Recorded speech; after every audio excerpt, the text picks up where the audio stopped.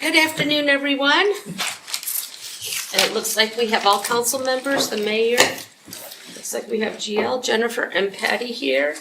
The first thing we need to do is the approval of the minutes for the committee of the whole for March 18th, 2025 and April 1st, 2025. I will take a motion in a second.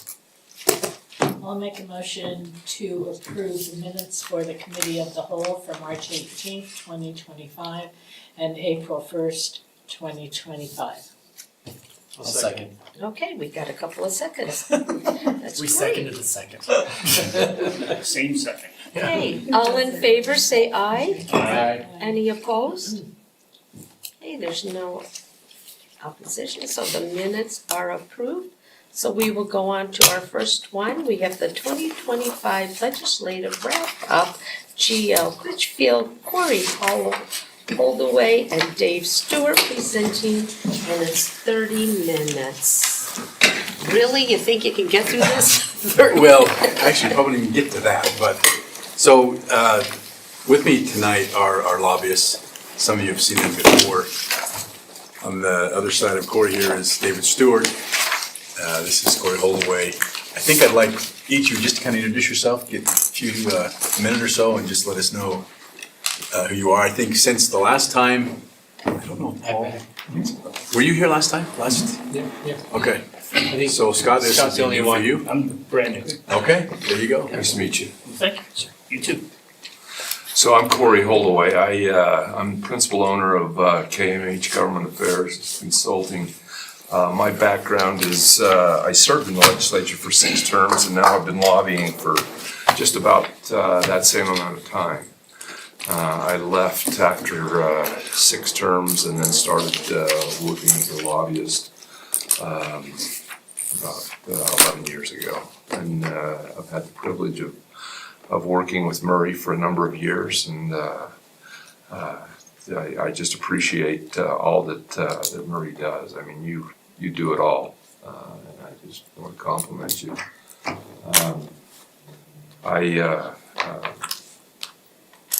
I've got a handout, but I'll let Dave kind of give you his kind of who he is, and I appreciate working with Dave. I think the two of us make a good team for Murray. Dave Stewart. So I'm principal owner of the lobby firm Legislative Executive Consulting. I've been doing this now 25 years. So I remember when Corey was serving, I think I had just been there a couple of years, and then through his time, and he was great to work with then. My professional background, I went to Brigham Young University, got my master's in accounting, and went and worked at Ernst & Young for a few years, got my CPA, and then did lobbying. My reason I took it over was my grandparents actually had started started the firm. My grandfather served in the legislature for 20 years and then was Commissioner of Agriculture with Norm Banger back when he was elected back in 1984, and served with him for 2 terms. My grandmother actually started the firm back in 1984, and he joined her in 92, and I joined them shortly thereafter in 2000, and then they retired in 2010. So like I said, 25 years, and echo what Corey said, love to work with him. It's been a great, a great run, and Murray's been a great city. One of, certainly Corey and I kind of niches is local government type stuff. So I've been doing local government work for almost probably 18 or 19 of those years now. And Murray was one of the first cities that I did work for, and so it's been fun to watch things change. It's not only in the state but in the city, and but unlike unfortunately for the state's perspective, the city continues to be easy to work with and very professional. The state, I don't know, we were talking a little before, this was one of the harder, I mean, honestly for league and city, Brent, we'll get more into this, but those issues, it was actually probably an easier session or a more positive session than you've seen in the last few years. But overall, broader than just kind of the lens of municipal type issues. It was one of the harder, kind of meaner, more uglier sessions, honestly, where you guys felt it for the last couple of years in your specific world. But broadly speaking, it wasn't that way. It kind of flipped this year. The focus wasn't really specifically on municipal type issues and was much on different issues. But anyway, we can get through all that, but that's fine. I think politics in general have become more like that.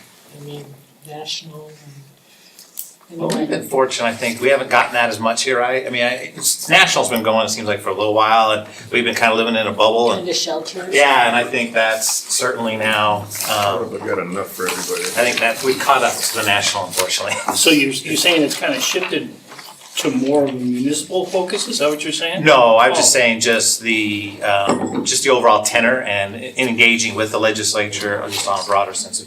The last few years have been, as far as municipal issues went, they were more focused on, the ire or the, use the Lord of the Rings restaurant, reference the Eye of Sauron or whatever from state government was focused in on the league and was targeting, lots of different issues and really, I think the league felt like they were a target, whereas this last year, it was the first year out of, the last 4 or 5 that really, the league, I don't think, they still have tons of issues, but as far as really, getting into the minutia of how you all operate and, do what you do, this was an easier year. So it's just funny, as I talked to a lot of city people, it's like, oh, this was a good year. It's like, well, for city issues, yeah, I think it was. The broader. Still a challenge. Yeah, beyond that, there's still a lot of challenges and still plenty of bills, but not, not as many. I mean, it's, for the last several years, you had the league especially coming down to the last week, it would have a dozen or so life or death issues. And usually you got 1 or 2 that you're negotiating on. That's been normal for decades. But the last few years, it's been, 7 to 10 issues that are all, DEFCON 5 type issues. And this year, that kind of went away. It was not that. There was a few like There was a that. few, but Yeah. not nearly the breadth of Yeah. those. The one thing I would just say is, I've been doing this for a long time, both in and out of the body. And to see the makeup of the body and the transition that has taken place, particularly this last election cycle, we had a group of freshman legislators that think that they've got the pony by the tail. They've got all the answers. They've got, and very difficult to reason with. The challenge that you've got is a lot of times these guys get elected and they have little or no experience with municipal government. There's a few that come from municipal government, but not enough.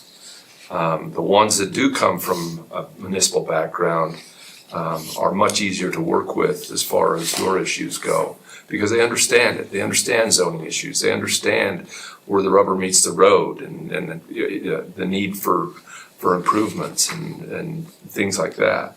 Whereas those that don't have that background feel like, hey, I've got the answer and it doesn't matter really what you say.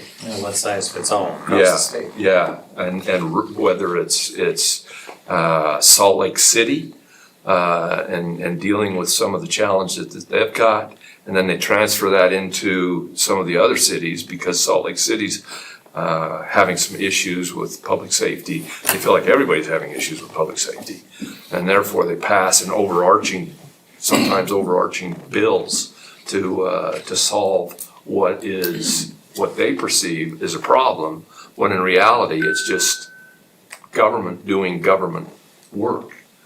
And that's kind of, I think for me, has been a bit of a challenge to see that evolution take place. When I was first elected, it wasn't like that. I mean, it didn't seem like that anyway. We were a lot smarter. But, the other thing that I'd like to say is you've got a great group of Murray reps. Not all of the legislators that are elected are the quality of the Murray rep group. I can't say that I've ever gone to any one of the reps that represent Murray and made your argument and haven't been received well. They may not always agree, but they're always open and they're always willing to listen. And generally, I can't think of an issue that they didn't vote the right way as far as Murray goes when we would bring issues up to them. And if all of the reps were like Murray reps, you wouldn't need us. It's that simple. But unfortunately, they're not, and it's just getting worse. I know they represent Murray well, they have no power. Unfortunately, that's true, they are in the That's minority. exactly, they're in the minority caucus. I know, Yeah, but they represent our side. yeah. I mean, unfortunately, they are part of the minority caucus largely. I don't think, do we have But Republican? Ken Ivory. Yes, That's Ken Ivory right. has a Ken Ivory's sliver. got like a A couple little of bit. precincts. Yeah. And that's, Ken Ivory is Ken Ivory. Yeah. He's like a one-key piano. He's like, everything is Yeah. federal government. You know, it's like, okay, Yeah. Kind of showed in the way he voted. yeah, yeah. The other thing I'd like to just say is I hope you recognize the value that you get from the League of Cities and Towns. They do a heck of a job. Largely, the bills that I've given to you are bills that they've identified, and the positions that they've taken as a league with regard to municipal issues. They are on top of, they are about making bad bills better and good Yeah. bills even better than that. But stopping bad bills moving forward is, I mean, they're very effective at that. Well, it's always nice, the director obviously being from Murray, but Cameron has certainly a special place in his heart for Murray and is always very attentive. I mean, as you well know, Murray has some unique issues from every other city maybe, or at least the majority of a lot of cities, and so he's always very attentive and helpful as, especially when Corey and I work with him and coordinate on when GL send us kind of the different policy that you guys set down for different bills.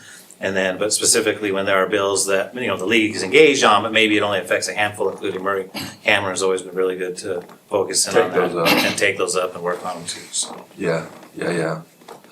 So, as you think about the session, and Dave can chime in, I agree with his assessment. I mean, it wasn't as difficult in some ways, but in respect to some of the issues, housing, for example, affordable housing, that was an issue during the interim, last interim, and then leading into the session. There were a number of housing bills that were put forward. Again, the league, with input from the different cities, made those bills better. And just a couple of those that I've highlighted.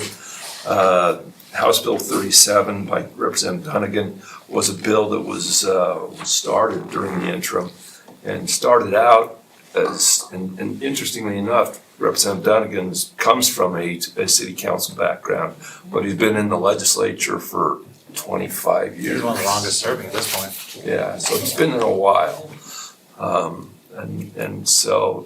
But he recognizes the housing challenges and trying to get more affordable housing stock.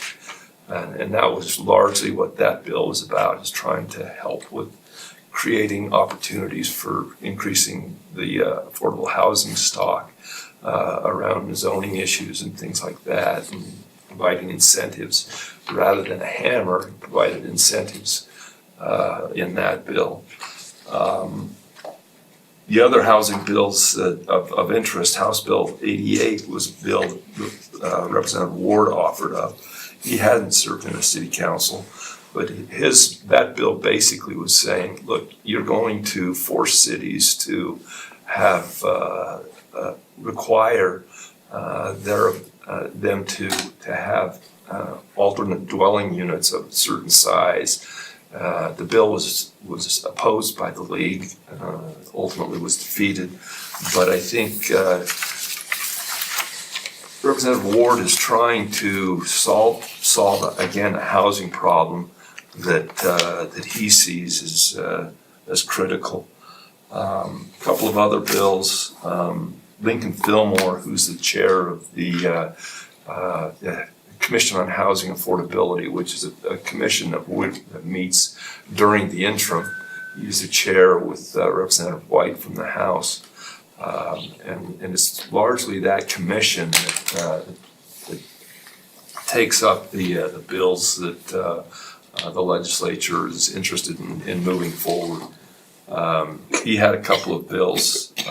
One was, let me find it, it was Senate Bill 181, commonly referred to as the garage bill and parking bill. That was one where he said, look, cities can't require developers to have garages. But then interestingly enough, if you look at the bill itself, the last part of that bill, if you read it, is it's got kind of a little bit of a save for the cities. Let me see if I can find it. Cannot require a garage or owner occupied. Yeah, municipality may not require a garage on a single-family attached or detached dwelling that is owner-occupied affordable housing. But then the caveat is paragraph 7. Nothing in this section prohibits a municipality from requiring on-site parking for owner-occupied affordable housing. So I mean, it's the garage that you can't have, but you can require on-site parking, which is, I think that was a give from Lincoln. The other bill, housing bill that he had was House Bill 262. And that just talks a little bit about the need for the state to come up with a state plan around affordable housing, which you'll see during the interim coming up. Former Representative Steve Waldrop is the housing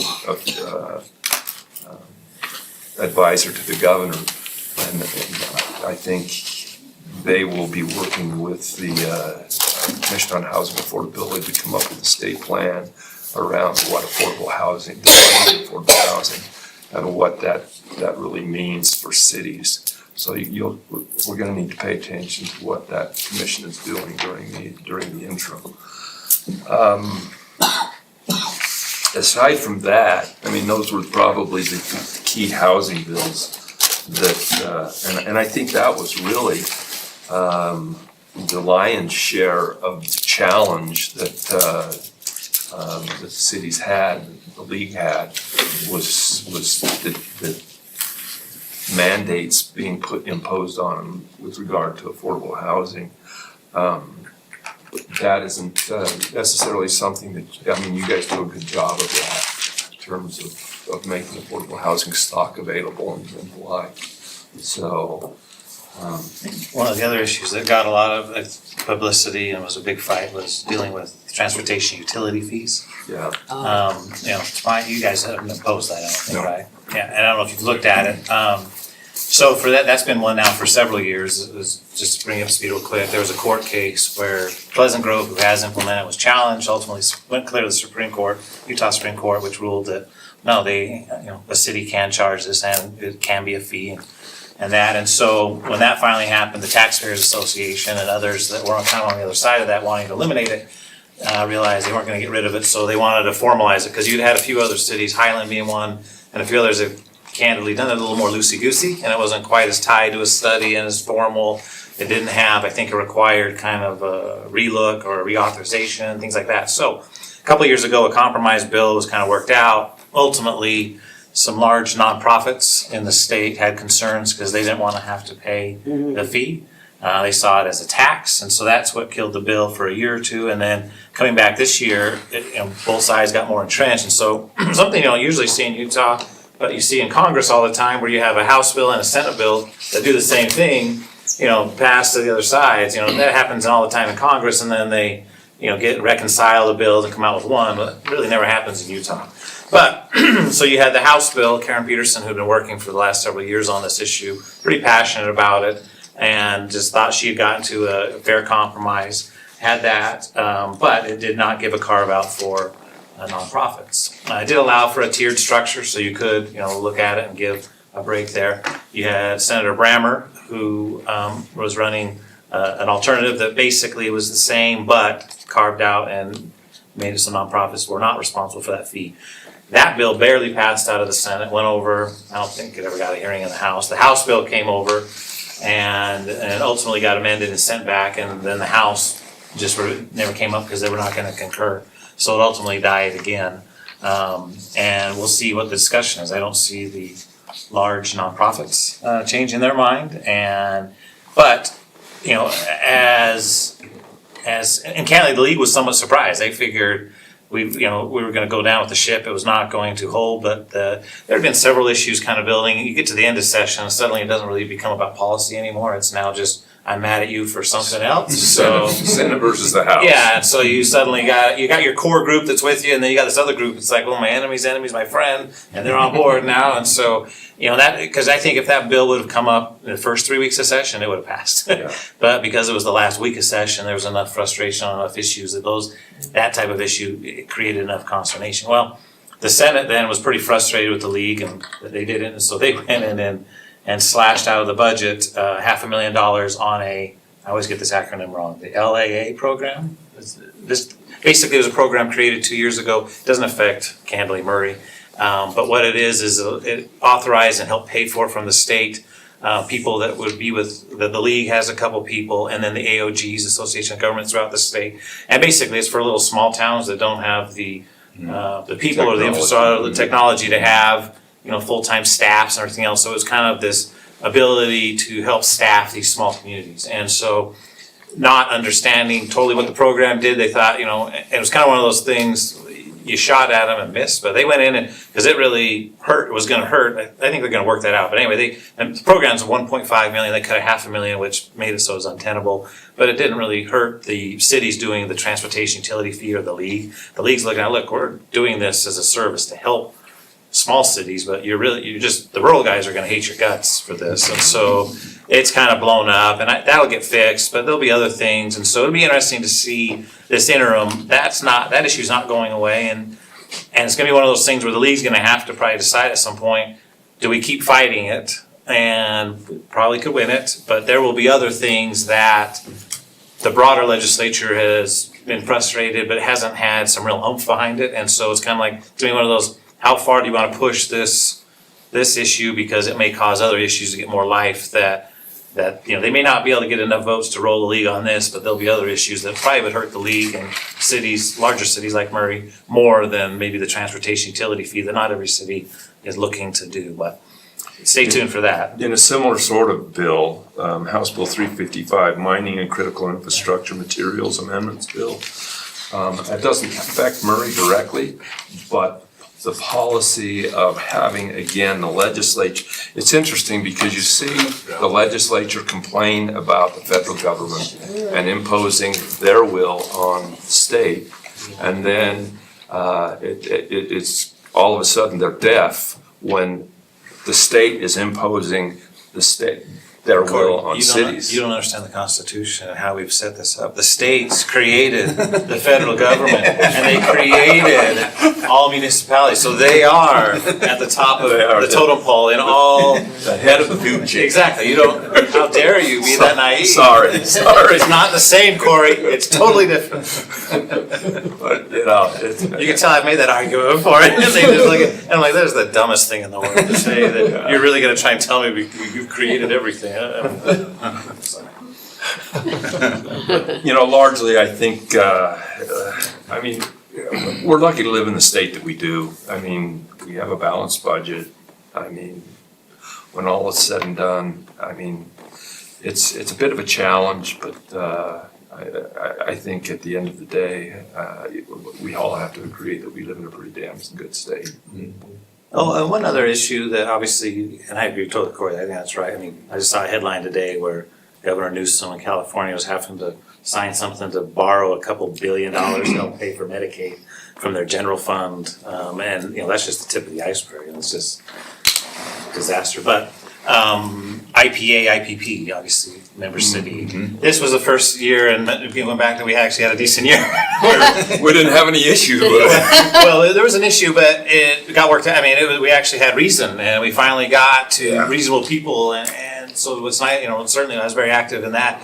And what ultimately it does is the state was very expressive, and hey, we want an option to buy the coal plants, and And before, it's always been, we want this, and we're gonna crush you if you don't. Even if you say you will, we're still gonna crush you. But they finally realized, guys, we're getting close enough to Renew coming online. You're screwing that up if you don't stop. And the state finally like, okay, we get it. All right, so they coming out of session for the first time, it was like, all right, Renew's still on track. It's not screwed up. We've now, through what we did last year, we cleaned up and made it easier and more of a straightforward process. If you really want this, great, more power to you, but here's now a cleaner way to do it. They finally, for years, there was always these fly-by-night people that would show up, we could buy that plant tomorrow and we would have all these uses and we'd sell that power, it'd be awesome. And for years, the state kept buying, and finally the state realized there's nobody legit out there right now looking at this. And so if the state really wants it, they're gonna have to step up and do it. And, and they look at it as a period of time of, potentially using the coal to bridge a gap between this and nuclear. Nuclear, they want to do is going to take, at least 10 years. And they see these plants being able to extend that, at least extend that life and bridge that gap. Close to 80. Now, mind you, there's still, as you all know, 10 hurdles. You're going to have 10 miracles, I think, for it to work between permitting and customers and even getting coal to run them and everything else. But all that being said, this legislative session, whereas before we've always come out with guns to our head and bloody, this time they finally, shockingly were like, okay, how do we facilitate this and do it in a way that's, productive to all parties and doesn't jeopardize what Renew and everything else. So I'm happy to report. Even yesterday there was a meeting with Director Ferry and Scott Sandel and Walter, who's from the House, who's a point, to kind of continue to work through these. And it seems right now, it could still fall apart 5 different times, but at least it's going in a positive direction, and everybody, is acknowledging we don't want to. And then you have some smart people like Colin Jack and others that get the industry and get that what the state does is going to have an impact on potentially Renew and on, it's not just big bad California that we're messing around with. There's a bunch of Utah cities that care and for legitimate reasons. And so happy to report, I think that's in the best position it's been in, honestly, for the last 3 to 4 years. And we're working, I think, if the state wants it, there's certainly going to be a path forward to get that. And I think they're going to at least be the initial purchaser of anybody, because I just don't see anybody. There's just so much difficulty here, whatever you want to call it, on this project, that it's going to be hard for anybody with private capital willing to step up and take that risk. Whereas I think the state, if anybody is, they would be the ones. But that, happy to report, is about the first time. Usually we come in here afterwards and it's just been a dogfight. Everybody hates everybody and there's something nasty at the end. And this was the first time. And part of it is you got some of the personalities out of the mix. You got some new people involved. It became very personal for Senator Owens and for Representative Albrecht and stuff. He backed away a little bit. Yeah, they both kind of stepped back, and you had Scott Sandel kind of step in a little bit more, and you had Colin Jack and Walter step in. So I think you got a little bit more of the emotion and personality out of it, and that's where we ended up in a better place. And candidly, IPP, I think finally kind of had, some of had realized, look, it's not worth fighting City Hall, if you will, anymore. It's like, look, if the state really wants this, let's figure out a way to make it work so that we don't continue to fight something that's just not worth the pain. So I think that's in a good spot, and things that would be. I just remember one other issue, obviously, that doesn't impact many cities, but certainly impacts Marine. I just need to recognize Councilwoman Cotter, and she's there every Monday at the LPC meeting and with Jennifer, and able to kind of chime in when necessary at their briefings, which again the league holds each Monday, leading up to what's going to be happening during the week and what kind of is going on. So My hat's off to those people. I don't know how you guys do it. By the time I get home, it's like, what did I just listen to? What did I write? It's just amazing that the league can go in and do what they do and continue to fight.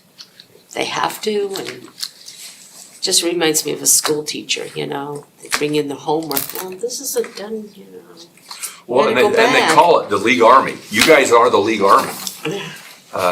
When they put out a call and you respond to, it's difficult for it's not as difficult, I mean, again, some of these guys think they've got the answer, but I mean, still, they make it difficult for them.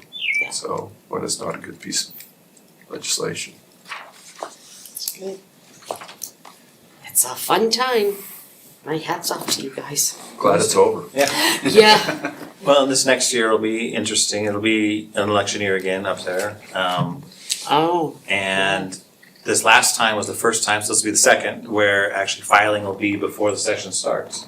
So that was unique last time, and it'll continue, I think, to evolve and put unique pressures on people depending on who gets somebody filed against them, and it'll just be somewhat interesting because, you know, historically, filing was right after the legislative session, so you had a lot of people. Which was a lot better, frankly. Oh yeah, much better, and well, give and take in that sometimes I think because of some whatever issue during that session, somebody got mad and they were fired up. Filing happens right after that, and they're like, I'm going to run, so they trigger, and so I think some of that cools off, but I think it makes the whole session a little bit weird because you have people that wanted to kind of retire, if you will, suddenly now feel a pressure like, well, I don't want to be a total lame duck sitting here that everybody knows I didn't file, I'm not running. And so they just look at me like, I don't care what you want. And so I think you get more pressure for people to file even though they're not maybe going to run. And so they go get somebody else to file against them. And then it's this game. And then you get some people that helps because they get somebody that candidly the current speaker has a former mayor file against him.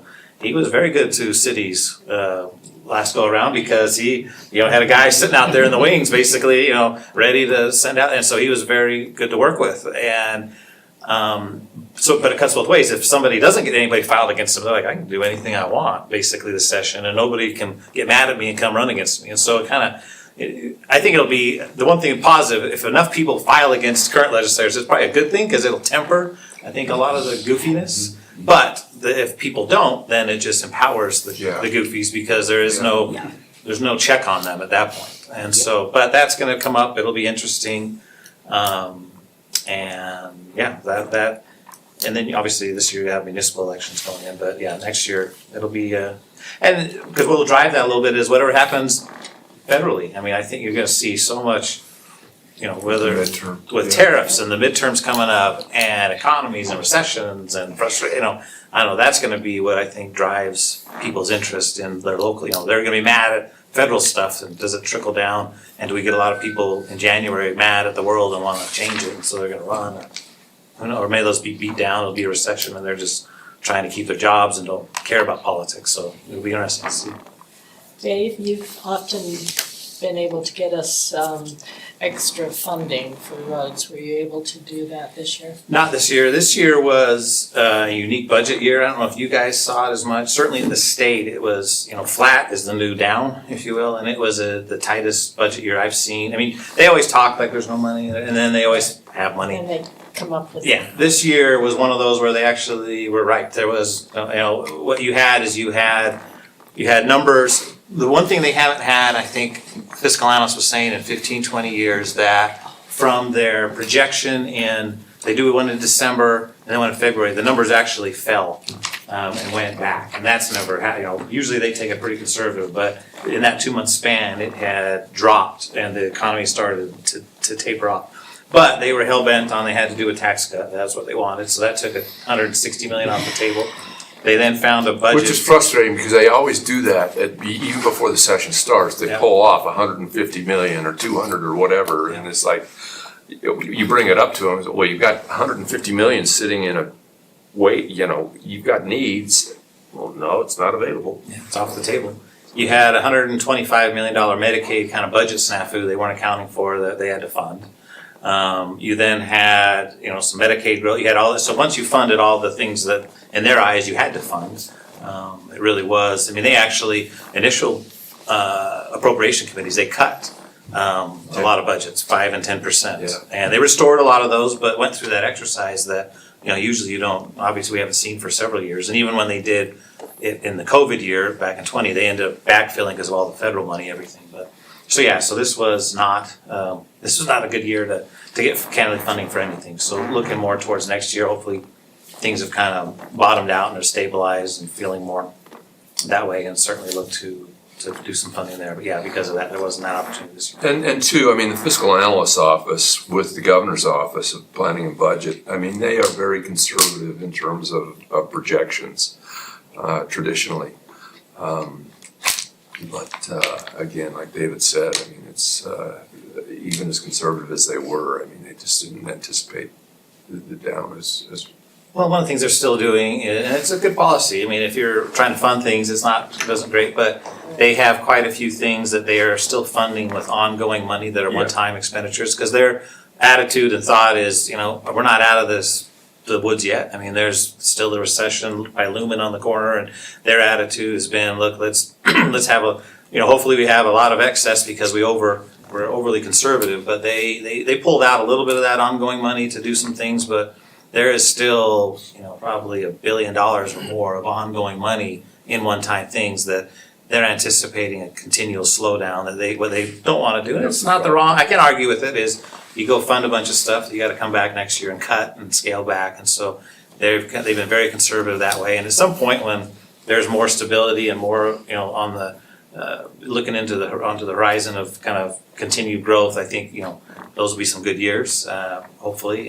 But it's hard to push back when, they're probably not making it, the opposite of California that is borrowing against itself to continue to keep everybody happy and keep everything going. And that, eventually, especially when you have, a Trump White House who does not care about California anymore.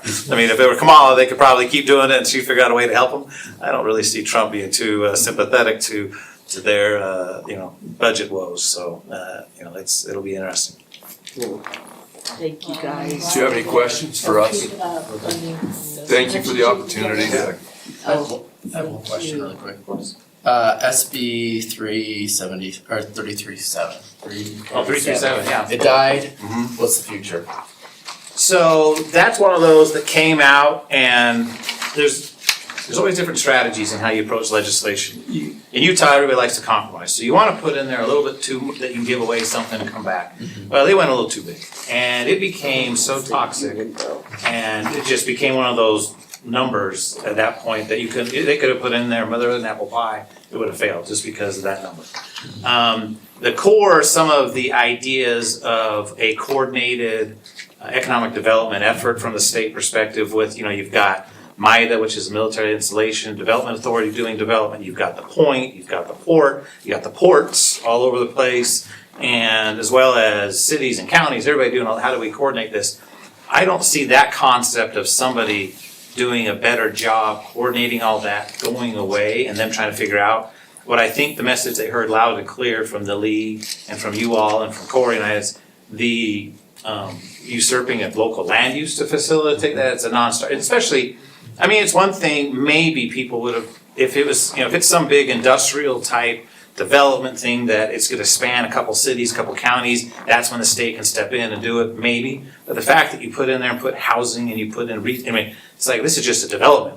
You're just basically, on its surface, just looks like you're just the, developers in their back pocket, if you will, doing some goofy deal. And so that killed it. And then what really put the death knell in that is, and I still don't understand this, somehow all the crazy right-wing guys saw this as some, what is it? I don't even know do you remember the term? I mean, some right-wing little cities, there's some national, anyway, they somehow saw this bill as something that wasn't intended to be, and you had all the uber conservative people losing their mind that this bill was somehow some backdoor way to create these super city type things that, 15-minute cities. yeah, and so they said, everyone was looking at going, where? And it's not anywhere in here. But anyway, that's what killed it. I mean, the usurping was going to come out. I thought the bill was going to survive. That was going to come out. They're going to make some other tweaks. But when that group got all fired up, that's when it just tanked. I mean, it went in 24 hours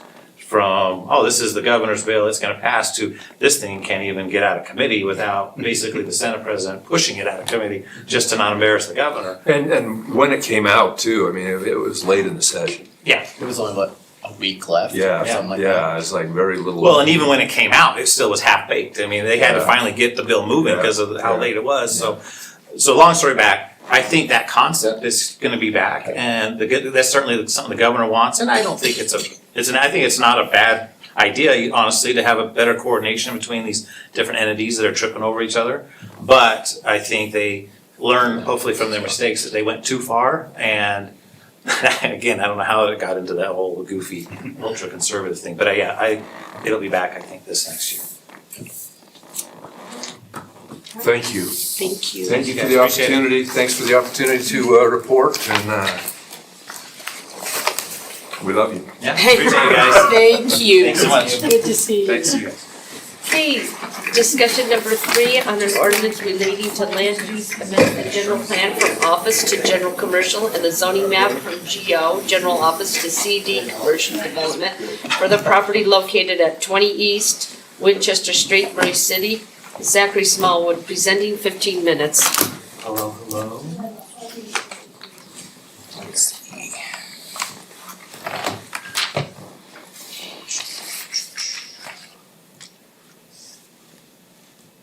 Okay, yeah, so this is a request from Sonia Cordero. She's the property owner at 20 East Winchester Street. It's just right here, just east of Winchester. There's a single-family home on it currently, and then she has a fence, and then there's some open property a little bit further east of that, or west of that, excuse me. She currently operates she lives there and then operates an accounting business, and she would like to convert that into a small event center. Obviously, that's gonna Be very small. It will be, and that's her intention, is that she'd like it to be very small.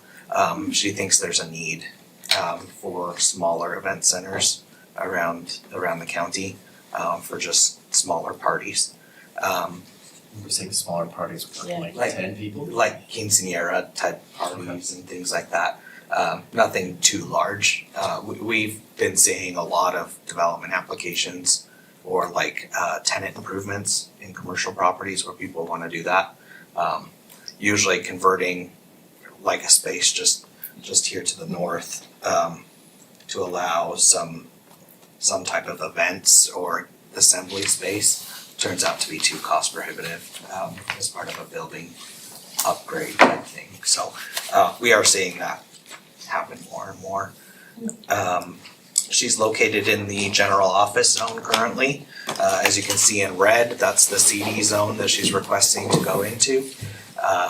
So it's pretty typical for this area. The future land use category is office. Back when we did the 2017 general plan, we didn't know that we would have a office crushing pandemic that happened in 2020. So we called for a lot of things to become more office space. And now that's kind of changed, that market's changed quite a bit. So we are recommending that go forward as just a general commercial zone.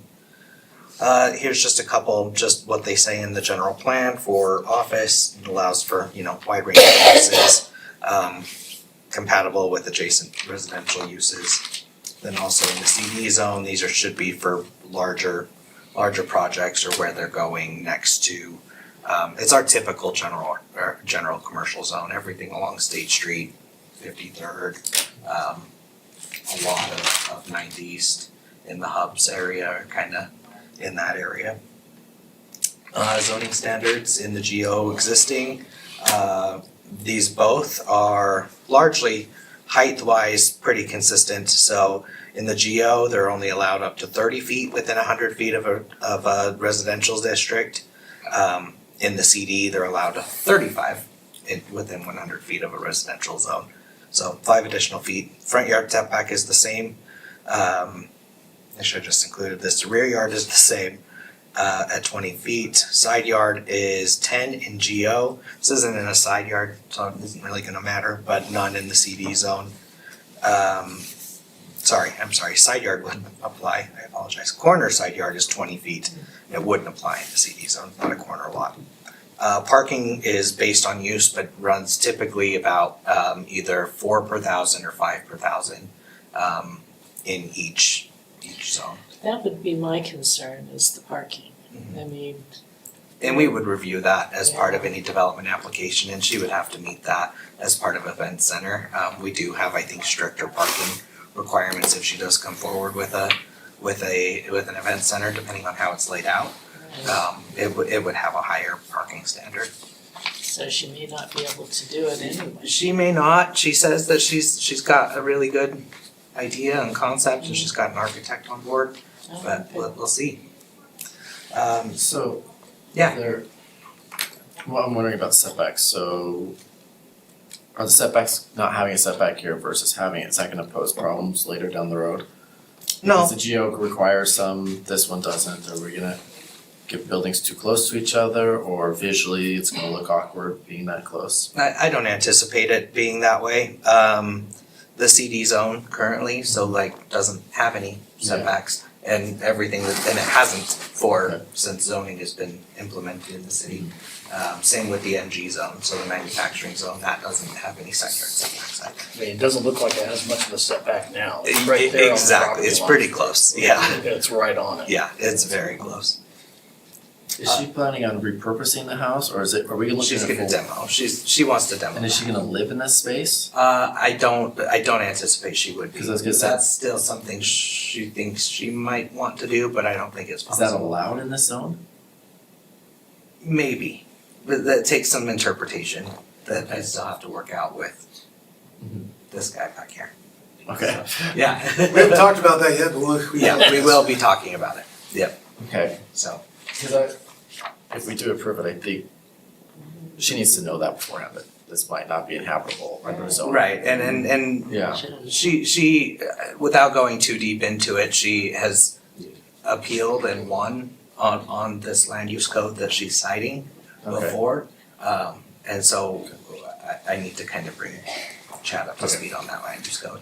So, Zach, should we even be having the conversation if we don't see the purpose of, or her plan to what she's gonna do? well, We could be changing the zone for something that may not fit, and then it becomes something else now. That And- becomes whatever C and D can fit in there. technically, I really shouldn't have even brought up what she's planning to do. Right. This is because you have to be comfortable with anything that could happen in the CD zone. Yeah.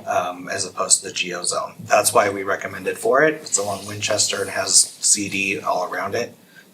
So we felt that that was appropriate in that area. And then, yes, it is appropriate for you guys to see it. It's an application. We still have to process it like So an it can be application. anything that can be CD. In the CD zone, correct. You don't have that list there, do you? It's a very large list. I know it is. Yeah, yeah. Yeah, it's a very large list. It's There's probably enough space to somebody It's to put a largely- restaurant there in the future. I don't know how restaurant, feasible a restaurant is there, but Maybe a Restaurant. coffee shop. Yeah. coffee shop, you, because just I'm thinking zoning wise, it would work. it's gonna be more commercial. It's Yeah. going from one type of commercial to another type of. It is a peninsula there where. Yeah, Yeah. yeah, so, If they did do an office, if a developer did do an office space there, we're looking at what, class C at best? I mean, yeah, probably, I mean, And and that's the not CD selling, so zone, no yeah, developer's gonna use that. and the CD zone would still allow office as well. So Oh, it does, yeah, so Okay. the geo, you're looking at kind of, it's Just kind of just expand it, liberal, just liberalizing it a little bit more. So you can kind of see it from like the biggest, land uses, and then it kind of CD is really big up there. MG incorporates like everything. You can pretty much do That anything house you is out want. of place there anyway. Yeah. You drive by. So it and allows go. for redevelopment of the site as well. Findings listed here, the planning commission held a public hearing on February 20th, voted 6-0 to forward a recommendation of approval. And therefore, planning commission and staff are recommending approval, that the city council approve the requested zone change. Happy to answer anything. Has any emails or comments come in to you or Not to a- the office at all? Not a- Okay, And the power lines are along the back of the property next to UDOT's area, right? Yeah, those are kind of hard to, Yeah, you kind of see a shadow on the one satellite photo. yeah, you can, they where kind of come back It doesn't go along like here. right across the property, it's kind Right. of along the back. Yeah, That weird little corner there. it is. It's a very weird little corner. Yeah, is parking allowed on the road? No, well, it's a public road. Currently, I don't think it's wide enough. All parking is allowed on the public There's got a road. bike lane right there. Yeah, it's a bike lane, so it probably doesn't have enough space. Yeah, so I mean, but they would be required to have off-street parking to meet their needs. Good luck. I don't know if you can pull this off. Okay? Okay, Cool. thank you. Any other comments from the council? Okay, if there's none, we'll go on to discussion number 4. An ordinance amending the city's fiscal year 2024-2025 budget. Brenda Moore presenting, 10 minutes. This is number 3. Hopefully, we don't have a number 4, but it's on the schedule just in case. So this is gonna come to you in the next city council meeting. And there is one thing that will come to you tonight in the RDA meeting, because we accidentally put it in here. If you read the first thing 2 weeks ago, it said there was $400,000 for low-income housing. It disappeared out of here because somebody finally realized, we don't do that many amendments for the RDA, that needed to be in the RDA meeting and not in the city council meeting. So, and that one is because we did that grant for the senior apartment building, and I wanted all of the low-income housing money to come out of Fireclay and not some out of CBD. We had enough budget between the two, but I wanted it to come out of, because that's where it was located. So that's what that budget amendment is gonna be that we're gonna talk about or vote on, have a public hearing and vote on in the RDA meeting tonight. It's just so we can do that all out of that Fireclay area. We've already approved the expenditure, so anyway, so in this general fund, we're receiving some grants and correcting a few errors and just moving some benefits, some things around. We're gonna use $197,000 of federal or general fund reserves, and we probably could have done interest instead of reserves. It was just simpler this way. $133,000 is the Streets and Engineering Division to cover the 2024 NBA rent. That is a correction of something I left out of the 2025 budget. It should have been there in the first place. And so what that does is it moves some of the streets money over to the NBA so that they can make the payment on the bonds. And I just left that one out. Did a better job this time. I think it's in this budget. The $64,000 for this police department to cover increased costs for the Salt Lake Animal Shelter. Their costs went up. Somewhere in the communication, it didn't get to me. And so we had to pay for the increased amount of the contract. And I just didn't get it budgeted, so. So we that's don't the other have one. an animal service anymore here? in No, Maine? they rent our building from us. Right. So Salt Lake County Animal Services does all of our animal control stuff, they call them. Chief says they're doing a fabulous job. We're getting a lot of bang for our buck on the services we get. And my favorite one is we pay a little extra and have the wildlife. So if you have a skunk problem, if you have raccoon problem, they kind of come help you. Yeah, because West Jordan didn't They didn't do address any of that that. before, yeah. I remember that. That So- was an issue. So they got that. Is there a number that's on the Murray City website so the citizens know who to call? Okay, Okay, there is thank you. information on the website. all right, thanks. We are gonna increase the interest budget $28,000, $4,200 for the Treasury Division, which has 2 people in it. And someone was getting opt-out, which is $2,600. They're now covering their family. It's $20,000. So, they're gonna run out of budget if we don't fix that. I think she might have gone to 2-party. And then 24,100 for salaries and benefits based on Phil Markham's retirement payout. He didn't take much vacation in the last 2 years or whatever. We had to pay him all his accrued vacation, and that was a lot of money. I said we strike that, just Spy Phil. Just like, he's already got the money. He's got the money. And you can't make the employees take their vacations, right? Uh, Or do they we lose limit it? how much they can only have 320 hours in their bank at their anniversary date, and they will lose anything above that. Okay, But 320 hours is quite a few hours, and we didn't have that spot vacant at all. yeah, He left, Chad came. yeah, We used to, like say somebody in my office retired, they got a big payout, we'd leave that position open for 6, 8, 10, 12 weeks to get that to co. yeah, That doesn't work well. no, Oh, that's a headache. extra burden on. Yeah, it's an extra burden. ComDev, they got a grant from the Utah Department of Natural Resources that will be used toward water use and preservation efforts in its planning efforts. Arts and History received a grant from the Utah Division of Arts and Museums to help with their operations. State Liquor came in higher than I Do allocated. you know where that 17,000 is gonna go exactly? They're gonna use it for, I think it's museum. They're gonna use it for the museum. Here? Yeah. Museum here, okay. Yeah. The state liquor allocation, we received $10,398 more than I've budgeted. So I just wanna up their budget and then up their amount of money that they can spend to match it. 25,000, this is one of the two things that I always ask you, it's not changing the budget overall, but if anything is ever moving from operations to salaries or salaries to operations, I put it in a budget opening. So we have an open prosecutor position, so we are using an outside attorneys to cover some of that. So I need to move some of those salaries down into the operations to just get it to match so that it works better. And someday he'll find another prosecutor. He's working, trying. We're not the only one. You're not the only ones, everybody in the There's another state's city looking. that's offered 5 people a job and they have all backed out. Oh, you're kidding. We don't have enough lawyers.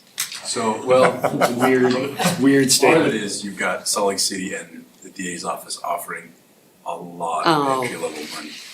A lot, it's hard to compete with that. And then you probably have heard that Erica is moving from the marketing in the Parks Department over into the mayor's office as the PIO. Wanted to do that in this budget now, and so we're just moving money from one budget to the other budget. But we also cannot move from between departments, and the mayor is essentially a department, Parks is a department, we can't move between departments without your permission. Right. So that is what this is doing. No increase in the budget at all for that, it's just moving money from here to there.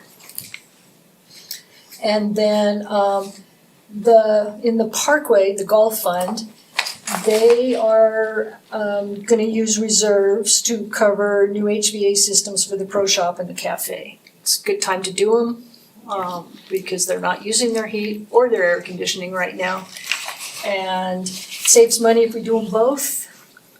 And they have enough in reserves now, they're no longer negative, that they don't have to fund this from the capital projects.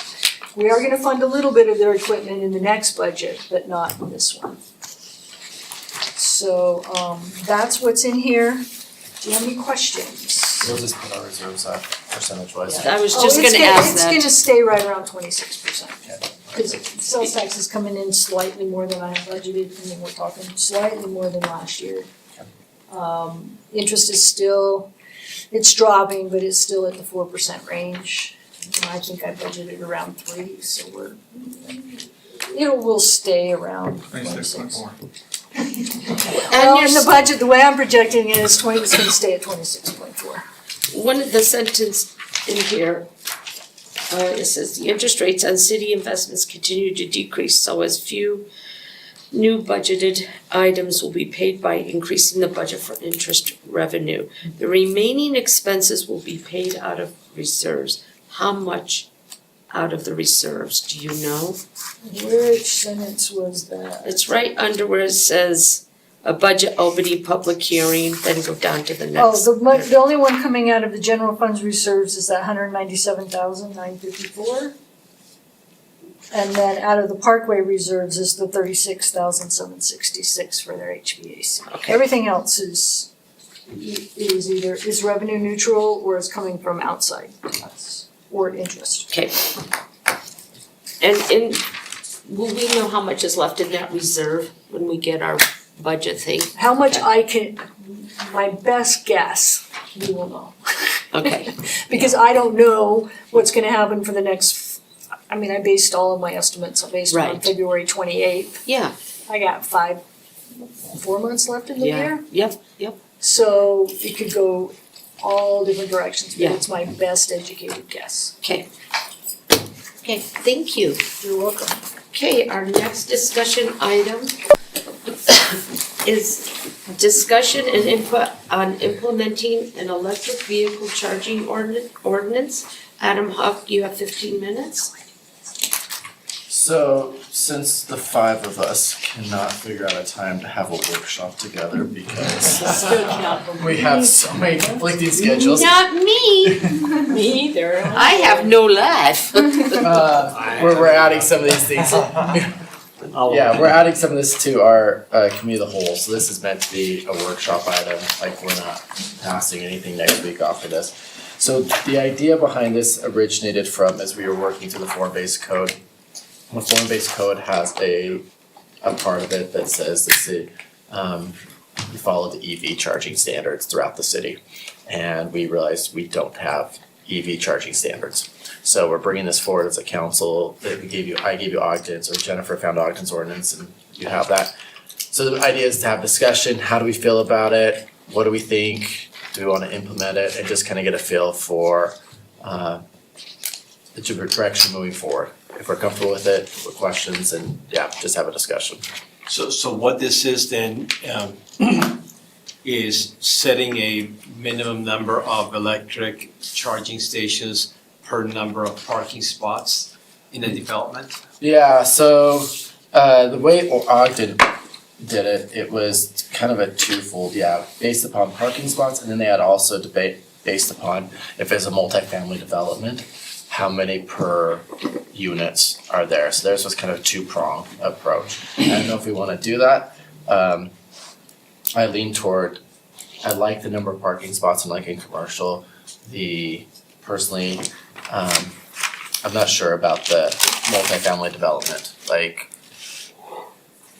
yeah, I have questions on that one. So, Yeah, because the question, if somebody lives in an apartment complex and they buy an electric vehicle and there's no charging stations, do they run an extension cord from their apartment, drooping down? yeah, so we probably should, We need to. yeah. It really needs to happen. But if we're doing like a condo that's like 5 condos, I guess we. They could come here to the still city. use it. Yeah. Okay, I'm fine with that. Yeah, still use it, and it would make that development more desirable anyway. Yeah. I mean, people are gonna appreciate My that. concern, the libertarian in me comes out in this, and I think, should we dictate or should we let the market force dictate? In other words, I'm developing these buildings, I'm gonna build these, and in order to sell these, part of my selling point is I'm gonna say, we're gonna have 8 electric vehicle charging stations, come buy this townhouse from me. So yeah, maybe more of an incentive to put charging stations in. Not even that, it's just, it becomes a capitalistic thing, saying, I can sell these townhouses better Right. if I have a charging station here, rather than us saying, 42 parking spots, you need 3, Right, and I think that's what I said, it's gonna make that development more desirable Yeah. anyway. So why Should we be don't they do it? dictating that? Well, sometimes I think we should. I think we need to make sure that our citizens have that available to them. So. Would that deter developers? Right, because these gotta be expensive, to put one of these in. I mean, especially 3 or 4. I don't even see any down on Bullion. But it does, I think it adds an infrastructure component in the city as we're going forward that If we're moving electric as a nation, the more electric cars are growing, they're growing. It just Are gives they? us infrastructure. Are they though? Yeah. They have been. So it's been. And until this year. Until Tesla this dropped year. 37%, right? It ebbs and flows with the price of gas and new technologies, coming out like hydrogen or, Right. I mean, it is, my own personal opinion, I don't think EV is the last step. I think there's I don't know gonna be either. something else coming out soon that everybody's gonna go, oh, that's big, that's the best thing now. But I don't always wanna be reacting. I mean, I think even though we are reacting, but I think it's important that we provide as much as we can in terms of environmental sustainability Yeah, and but- making sure that they have, like Adam said, have that available and Forcing it. and it adds to our infrastructure. Forcing a builder to do it though, I mean, is that? Well, that's just, the way we to force do it. them to do all kinds of I things. know. I mean, I know. we make sure that, they only go so high and they only have so much. Mhm. But there's EV stations throughout the city. We're not a big city. There's some over at the parks. There's one here. There's one over at the fire station. So you can find them when you want to. But mainly, if you're driving your EV car somewhere, you're gonna charge it up at your office if they have one there. I think- Would this apply to commercial development also? Like I think that's where the number of parking spots. Yeah, I think that's- applies It's to for commercial. So Yeah, that's the it separates two them. prongs, Chris. yeah. Yeah, Yeah, I have a hard time with commercial. I'm kind of okay with residential. I'm not sure I like commercial. that's funny, I'm the other way around. I'm more- Really? Yeah, making commercial put them up. Yeah, because I think, charge them at home, right? Like, Yeah. But if Yeah, you're, but then you're paying the electricity. oh, But if it's commercial, Well, you have to pay, most commercials, you have. That's true, yeah, Like you got you pay like a your little- card in, yeah. right? Yeah. Cause I think, yeah, I lean toward, most people are gonna charge at home. Like, Mm-hmm. not very many people unless you bought a Tesla back in like 10 years ago when you got free charging. Most people aren't gonna they don't wanna drive. They wanna do it to their house. They wanna make it convenient for themselves. we always do ours at the house. Yeah. Charles has set it up. So yeah, I guess Well, if the you do housing that, then makes I more want a gas sense than pump. the commercial. You what? I want a gas pump if you're gonna do that. If you wanna buy your own gas, go for it. You can You're actually fine. do the natural gas hookup Yeah. through your natural gas vehicle to I your mean, house. I'd like to talk to the power people. I know, about I this meant to because- ask them to be here and Yeah, then I because, forgot. not all apartments are gonna have 480 or 240 volt, Mhm. which is, what the fast chargers require. So, how much more pain is that involved? And yeah, I think that's a question, if we go forward, is we need to have the power department in here of setting the standards Yeah. of what we can do and what the grid, our part of the grid can handle. Right. And I think it would And also vandalism.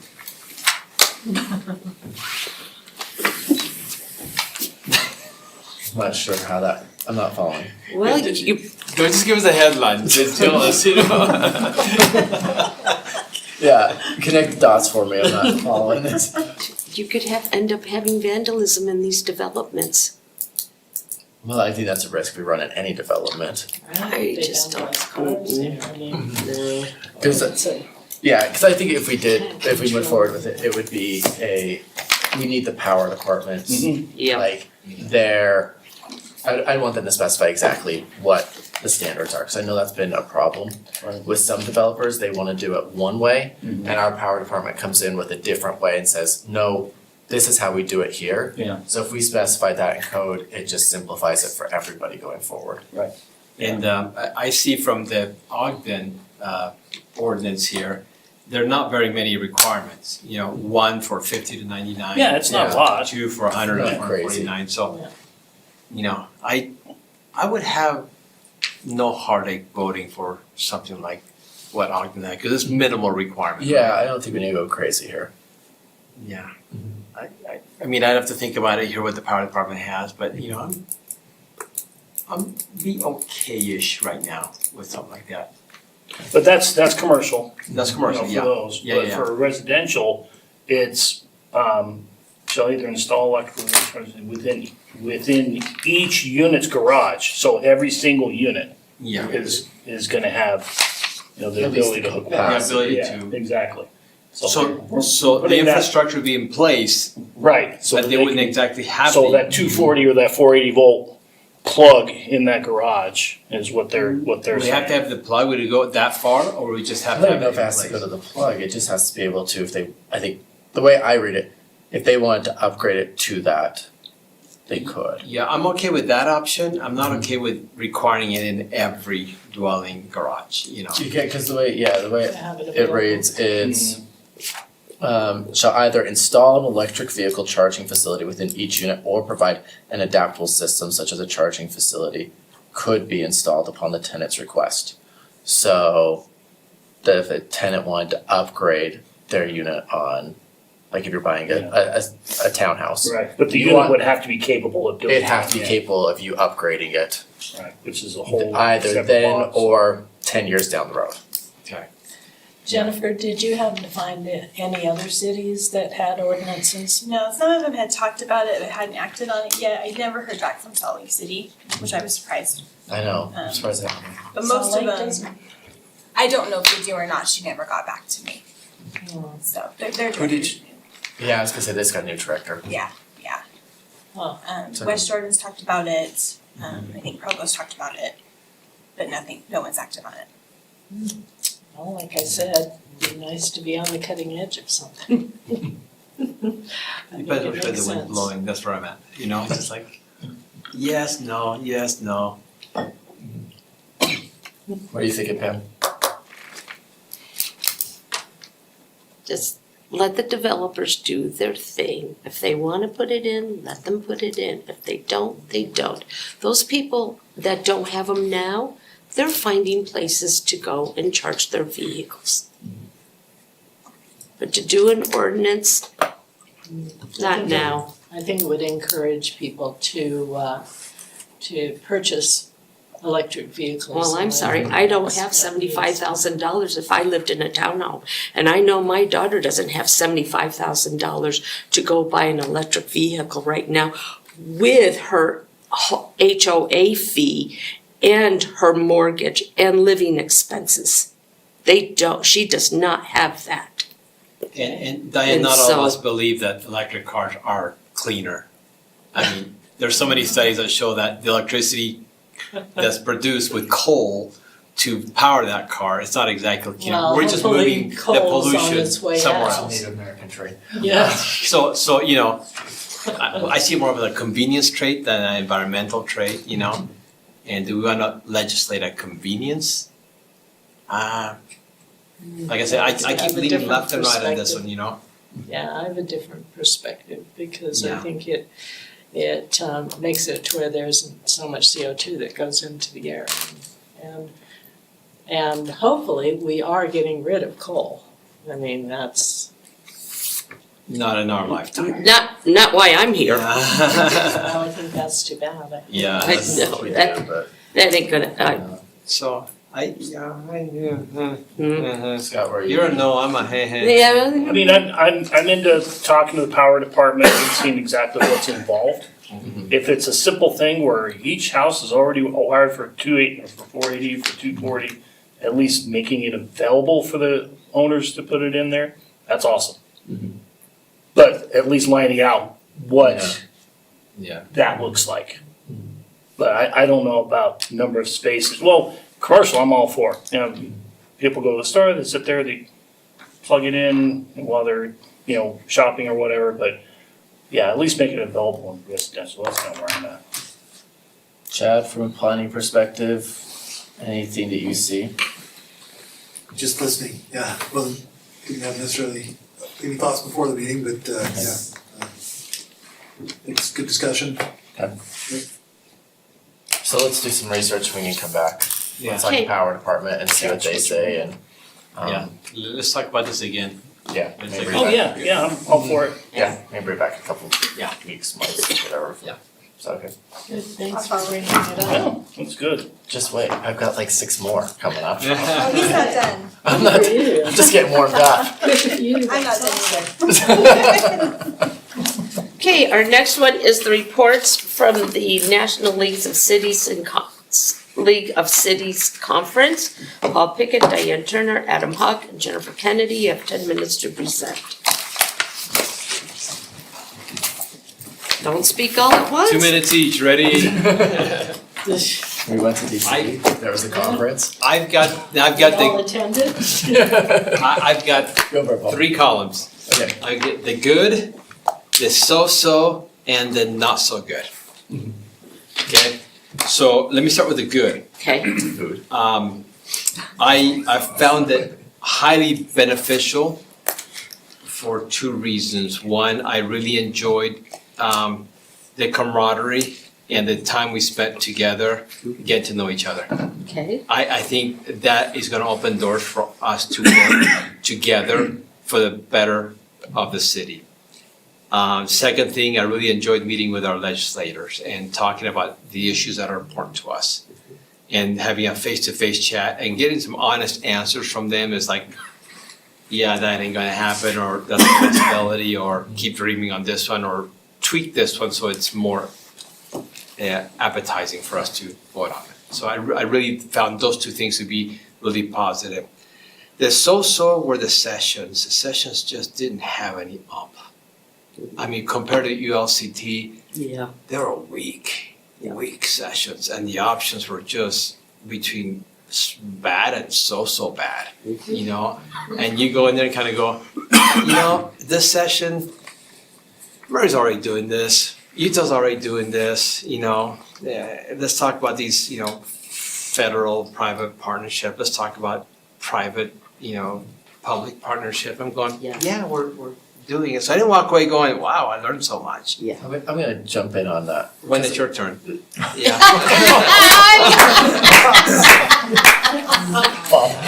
I was in charge. Sorry, I'm reporting my 2 minutes. You're doing great. And the, Taking your 2 minutes. come on, nobody's timing me.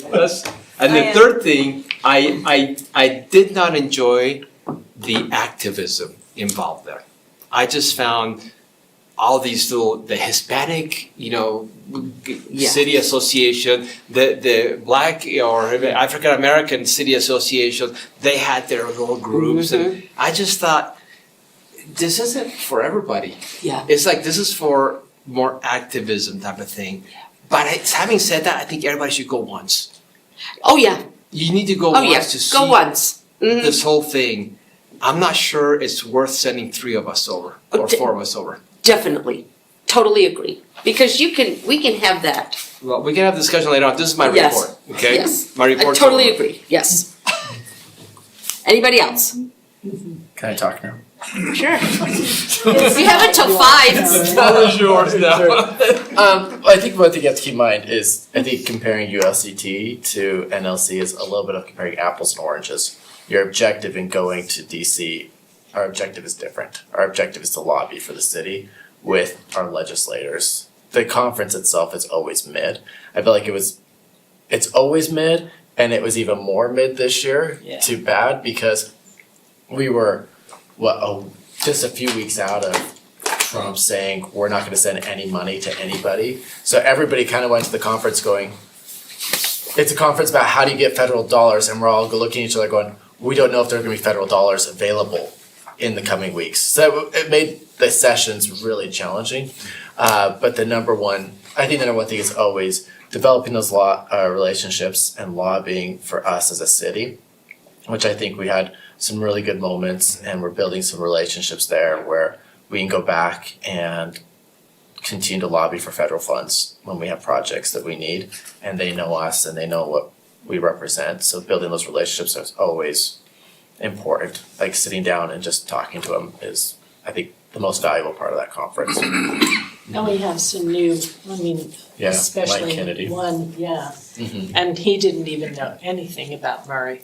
And so I think it really helped for us We need to to, invite him to Murray and yeah, give him a to little let tour him of his know side. what we're about. Yeah. Mayor could Where do we that. are Mayor, and, you gotta do that. cause he knew nothing about us, so. So I think that was really helpful. That might be a little unfair, because I think as a doctor, he's been to Intermountain Medical Center, so he's like, That's what he said he Yeah, knows of Murray. he does know That's all a he little bit about Murray, but he doesn't know Knows the which exit it is. demographic. Yeah, he knows which exit we are off the freeway. Yeah. So, That we really do Yeah. need funding and help and, you know, like I would be things like surprised if he knew that we have our own power department, for example. Yeah. Which is something that's unique to us that I think is important for people to understand. Okay. Mhm. And so we were able to give him information that otherwise he wouldn't have received.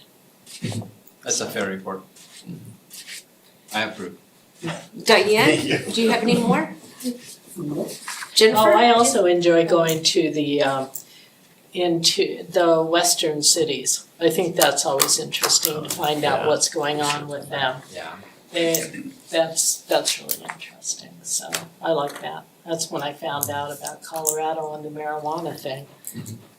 Years ago. I mean, that was crazy. I think I was with you. I had no idea. I had no idea that, you know, they had all this money and they couldn't, you know, put it in banks and, I mean, I always learn stuff, so when I go there. Do you have anything? Yeah, so the classes, I mean, they were okay. You know, they could have been better, but for me, what was interesting, we hear about housing here all the time. To realize that this is a national problem, which I don't think I did, because you hear from other people, well, it's not so bad here, it's bad everywhere. It's bad across the country. We're all trying to figure it out together. That was kind of eye-opening, and to sit in those sessions and hear people brainstorming, and yeah, there wasn't a lot of answers to the questions, but they all have the same questions we do. And so I'm hoping someday we'll be able to work it out and get this housing under control, but it is a nationwide problem. And that was kind of eye-opening for me here. Last week meeting with the congressman there, we're good. The bond sales tax we were able to talk to him about, I think it was helpful for us to be there in person and they can actually see us saying this will affect our city. And also help the camp showed up at the same time, but Right. that was a really good, that was a valuable moment, I think, too. Yeah. So, And that was ad hoc, because we were at the conference, we weren't gonna lobby about the sales tax, or, the bonds. yeah, that just happened. It just happened, and we're like, we're here, let's make our voice heard. Yeah. So, Yeah. that was where our class actually was helpful. That's definitely the best part, I think. Yeah. And hanging out with you guys, you know. Found out that Adam. I would've said that until you shut me down. No, I think that's so helpful. And It was, that's how we yeah, learn very helpful. to trust each other and to know each other. Absolutely. Absolutely. I think it was good. I enjoyed it. Alrighty, if there's no other comments, I will adjourn this meeting. Our next one starts at 5:00 in the council office.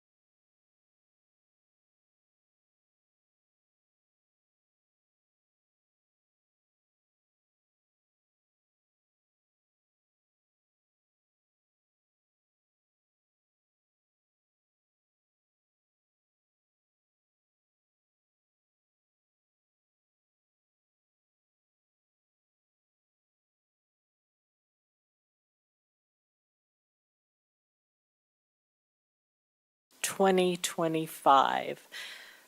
And let's see, it looks like everyone's here.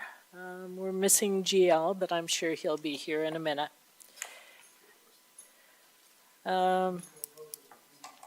Okay, so the agenda has 6 items on it.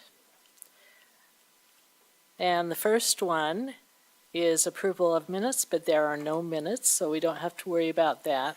Second one is citizen comments. So all citizen comments are limited to 3 minutes or less, and email comments will be entered into the meeting record. So we'll open it for citizen comments.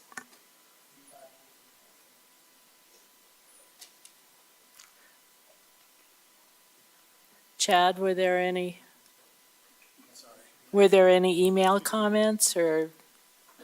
On the agenda items for tonight? Yeah, for citizen comments. We're at citizen comments. you. Were there Sorry. any email? We had a general email about the RDA area, about the Block 1 development that we're talking about tonight, just general, not specific to the agreements. So that should have gone to the entire board. We'll just have that be part Part of the record. Yep. Okay, great. Thank you, Chad.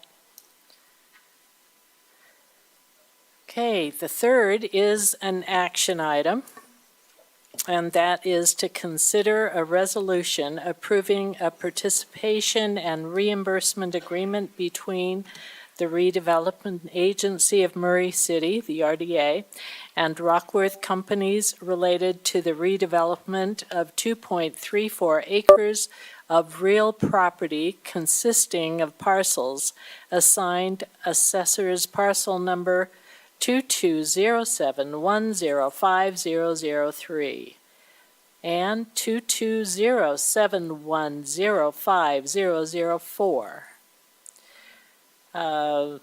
Partial approximately 0.20 acres, and then 2207105008, and then 09, and then 11, 16, and 17.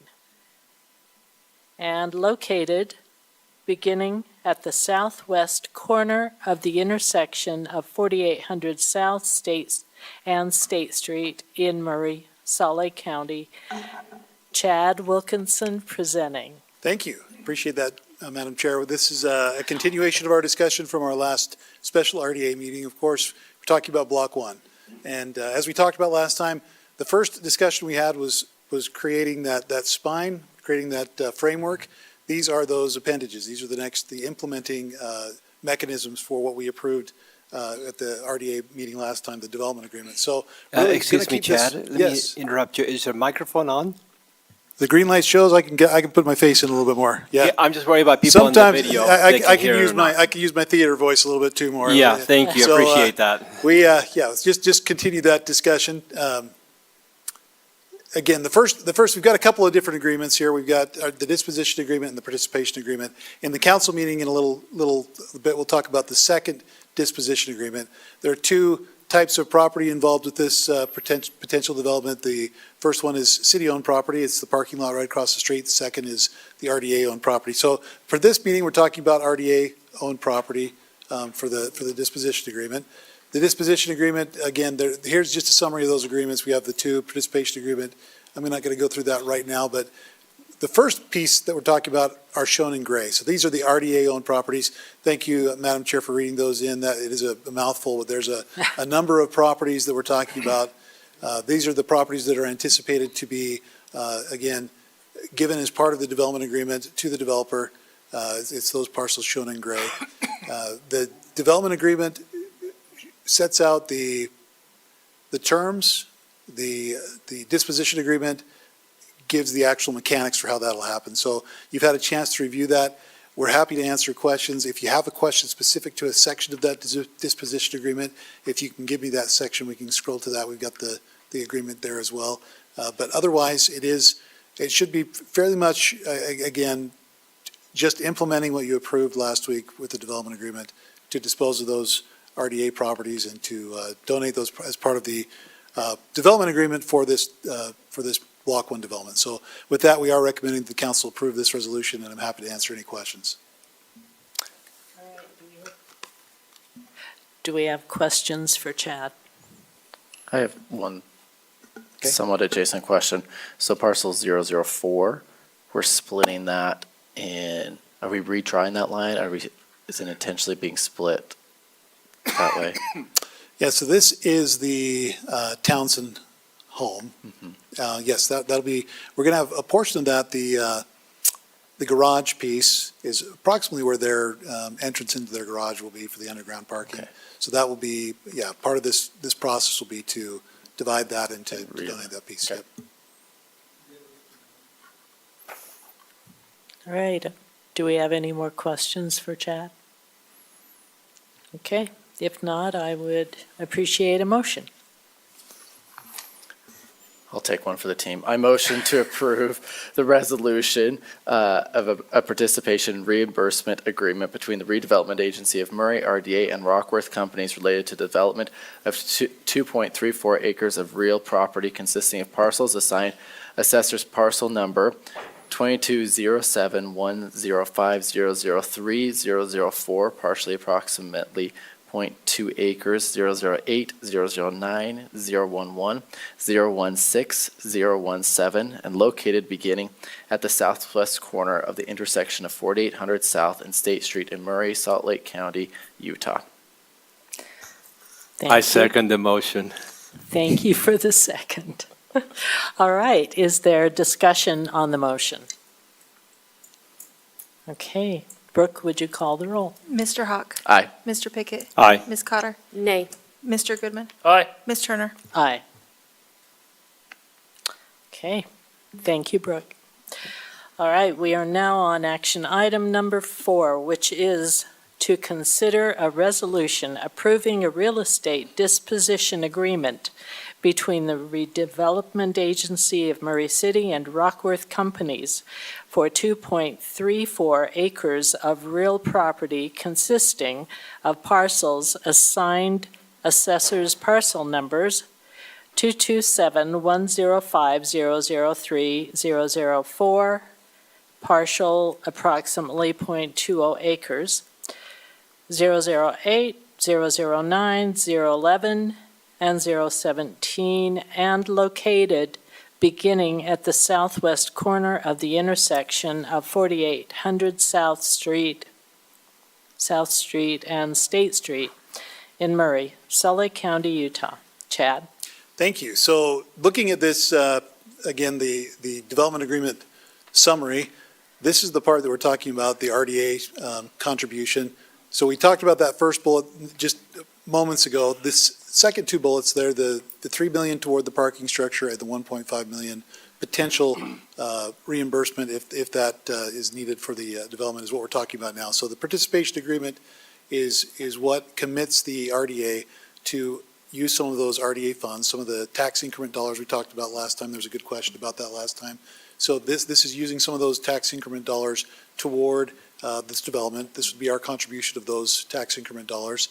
We talked about that in some detail at the last meeting, so I won't go into too much detail about that. As you remember, the development agreement also has a provision that we talked about a little bit, that if during the course of the due diligence feasibility period, there are environmental concerns that the developer identifies that they want to come have a discussion with you all about, that is a future discussion. So I want to make sure that we're clear. Tonight, you're not committing to anything related to additional funds for potential environmental work there. Tonight, it's only about those two items, the $3 million for the parking structure and the potentially 1.5 for the gas line relocation.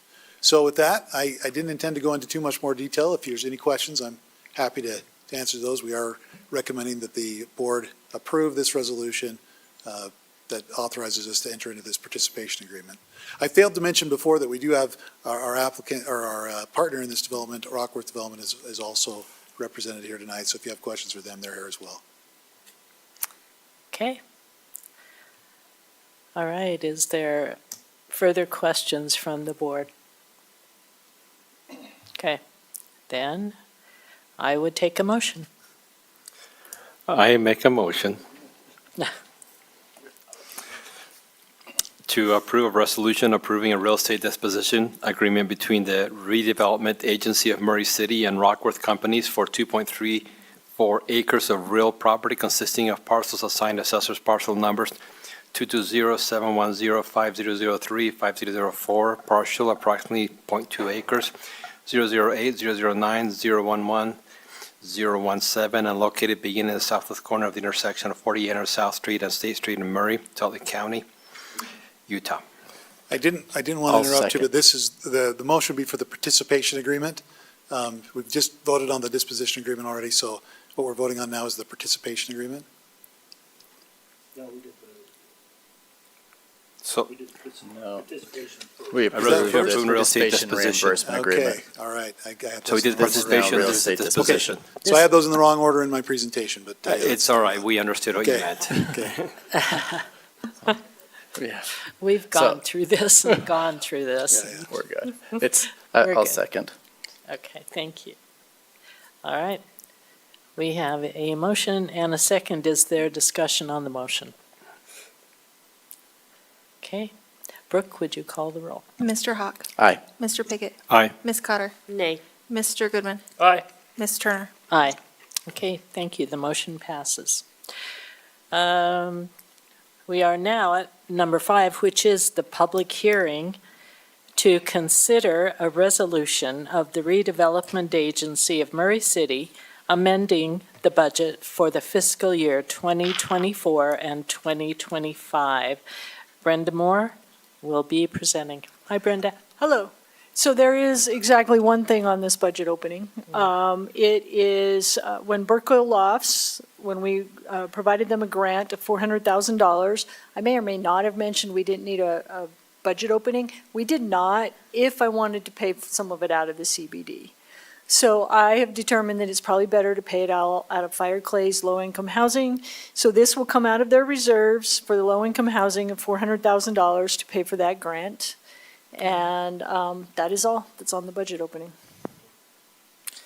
Okay, are there questions at this point for Brenda? I know we've talked about this and you've presented it before, so thank you, Brenda. And I have one quick question. okay, How much money do we still have left in low-income housing for Fireclay? At least a couple $1 million. I Okay. don't have the exact number in front of me, but enough. That's good And enough. we just got more because we Okay. just got the property tax. So Okay, that's so good. we're good. All right, this is a public hearing, so I will open it to the public. If there are questions, or comments, again, the citizen comments are limited to 3 minutes or less. So come up and let us know what's on your mind.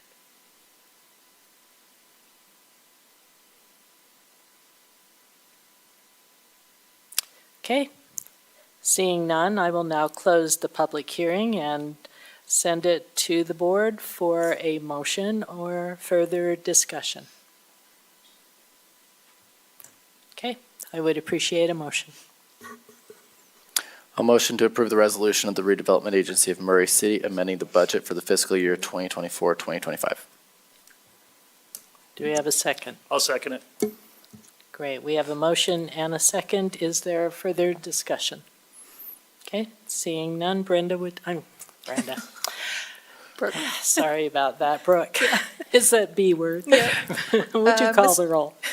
Mr. Hawk? Aye. Mr. Pickett? Aye. Ms. Cotter? Aye. Mr. Goodman? Aye. Ms. Turner? Aye. Okay, thank you. Motion passes.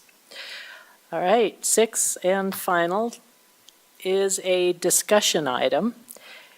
And the discussion is regarding roofing maintenance and repair needs for the property located at 65 East Fifth Avenue.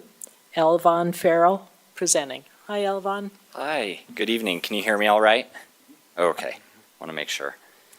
So, like you said, this is the roofing maintenance and repair needs for 65 East Fifth Avenue. Jeff Martin recently reached out about the RDA-owned property at this location. This property, as you can see on the map, is across from the Murray Museum. It's adjacent to T. Rose. It's also been known as the Margaret Cahoon House or the old flower shop, so you have a reference of which one we're talking about there. Jeff let us know that there is damage to the roof that is allowing in water and the elements and has the potential to cause more internal damage to the structure. And so, yep, that's the house right there. This is what it looks like today. Looks like currently. These are needed repairs to prevent further damage, especially as we consider next steps with the building as it relates to the historic plaza. Jeff has been great as always. He's getting quotes for that roofing work. Initial estimates is about $15,000 for that. And there is available funding under the professional services budget for the Central Business District RDA area. So as you can see there, that's kind of some images of the damage that's taking place with the shingles and then also gaps in the roof that go into the attic. Any questions to that point? We just kind of wanted to discuss this item. I have some. Yeah. Sorry. I'll let you open it up. Councilmember Hawk, would you? So we're talking, is this like a restoration of a shingle or are we just going, so are we restoring it to like the original roof or is it just a shingle that when we're restoring it, we're gonna have to replace in the future? It would just be a shingle that would match the black Current asphalt shingles that are on the Murray Museum. Okay. Okay, I have some questions and Yeah. concerns. I'm wondering, so $15,000 just to patch it? I don't know exactly all the extent of what Would will that happen. be a There will be whole some new roof? repairs as well. Yes, yeah, there will be a whole new shingles. And, Oh, okay. Yeah. Could you leave the picture up of Oh, the, yes. yeah, There. thank you. Do you have any idea how much what are we gonna do with it? Yeah, so let me go on a little bit as we've talked about the plaza concepts. We have discussed the historic plaza in this area and gotten the concept designs from IO Landark. Just kind of as going back in time here on what was determined for that. The most recent was July. A resolution was passed declaring intent for a historic plaza around the Townsend House and Margaret Cahoon House. At that point, we've left it open-ended as far as the Margaret Cahoon House and the Townsend House go, because there are potential options there. We could have a tenant that occupies the space. We could potentially sell that. There is currently a letter of intent that has been submitted to the city and the RDA for interest in purchasing that property. We would have to then make sure that whatever that future use is cohesive with the historic plaza. And so to answer your question, there are potential options. It's open-ended right now, but we have had the concepts drawn up, which we believe contributes to and expands the open space for our downtown area and would greatly benefit the new developments that are happening down here. Do we have any idea how much it would cost to refurbish that building? We don't currently have those estimates. But that's one of the options. The other would be that we sell it. Yes, yeah, so sell it and then we have the future user refurbish it, or we can get quotes, work with Jeff Martin with facilities and contractors to get those estimates to refurbish it. Yeah. that would- Any other questions? Yeah, I have several questions. Okay. Yeah. First, was the RDA aware, or was there paperwork for the roof on the Townsend House when that roof was done? Because I don't remember any paperwork coming to us on the Townsend House being roofed. So I'm very curious why you're coming now to the RDA board asking for money to refurbish a home that I think should be sold right out and let the person, whoever wants to do whatever they want to do with that building, go ahead and do it. Because I don't remember any paperwork, so I'm very curious that we got paperwork on the flower shop roof, but we never got the paperwork on the Townsend House. And I don't know if you can explain the reason for that, or if you don't want to get into it, that's fine. No, I appreciate that question. If my memory serves me, so similar to this one, it is an administrative item, so there is room in the budget. So that could be done administratively. We just know there's been discussions on what we want to do with this future property, this building, and so we wanted to bring it up. This can still be done administratively, but we wanted to just get your feeling and on the future use of this property. Okay. Did the money for the Townsend House come out of the RDA budget or somewhere else? From the RDA budget, So it did come out of for the Townsend House? yes. Okay. And I, as an RDA board member, I was not aware of that. So Okay. I'm just letting you know, as an RDA board, I was not aware of that money coming out of the RDA budget on that. Thank you for clarifying that for me. I appreciate it.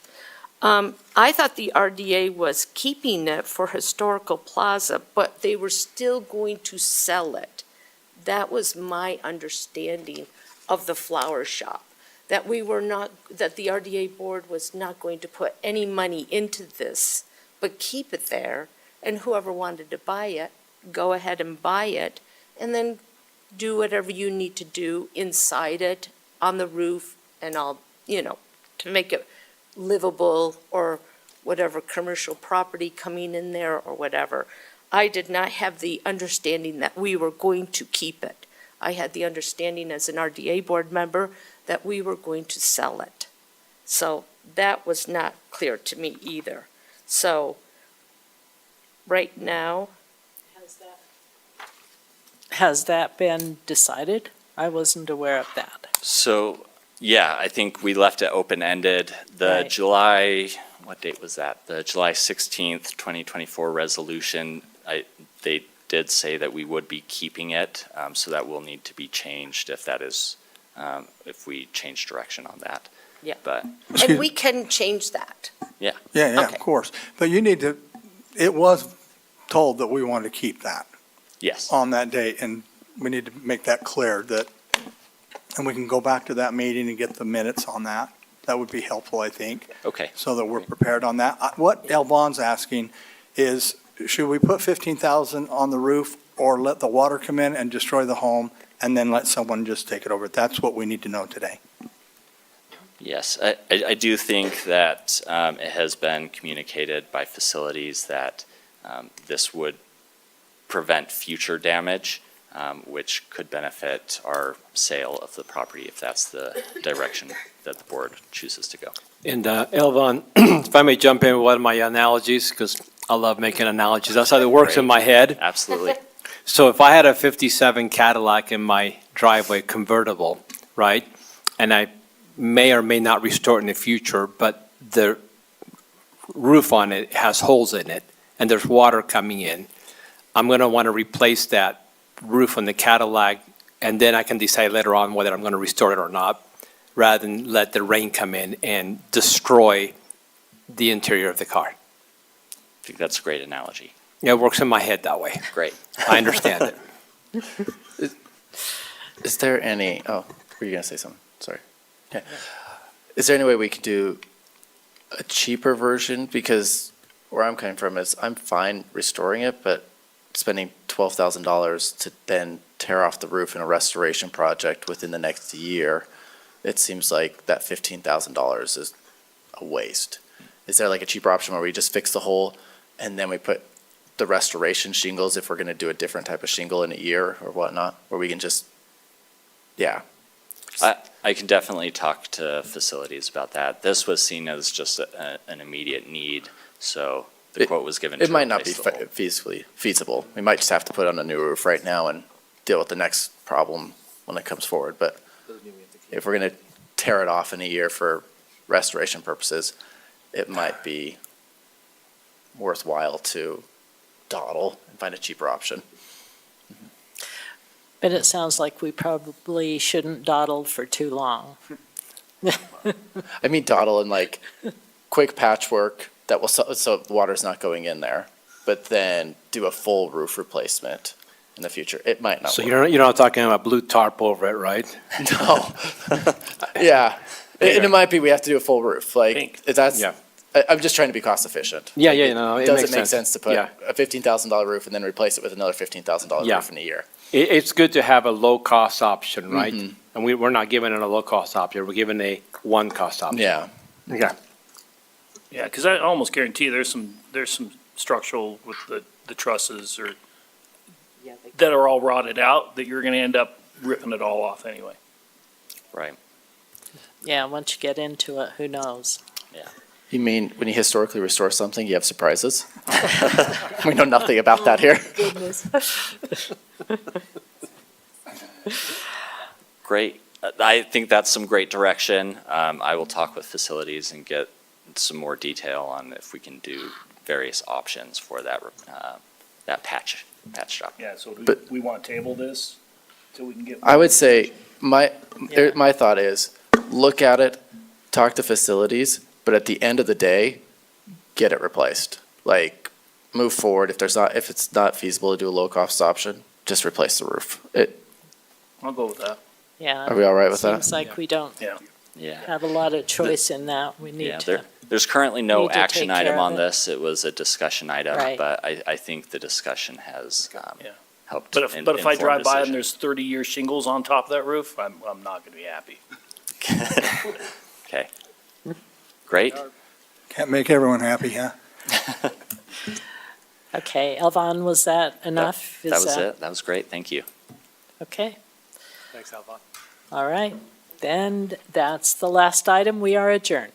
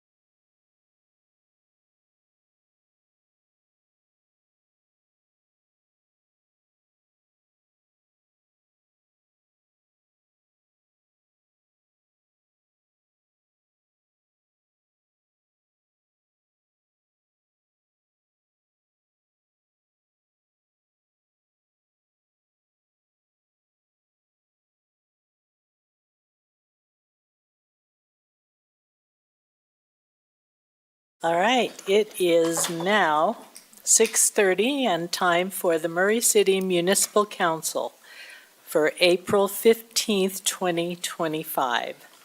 And we have all council members present, including the mayor, Brooke, and our attorney, and Jennifer, our council director. So, okay, our meeting agenda is pretty full, and so we will start with the Pledge of Allegiance, and that will be conducted by Jennifer Kennedy, our council director. Please rise if you can and repeat the pledge with me. I pledge allegiance to the flag of the United States of America and to the republic for which it stands, one nation, under God, indivisible, with liberty and justice for all. Thank you. Thank you, Jennifer.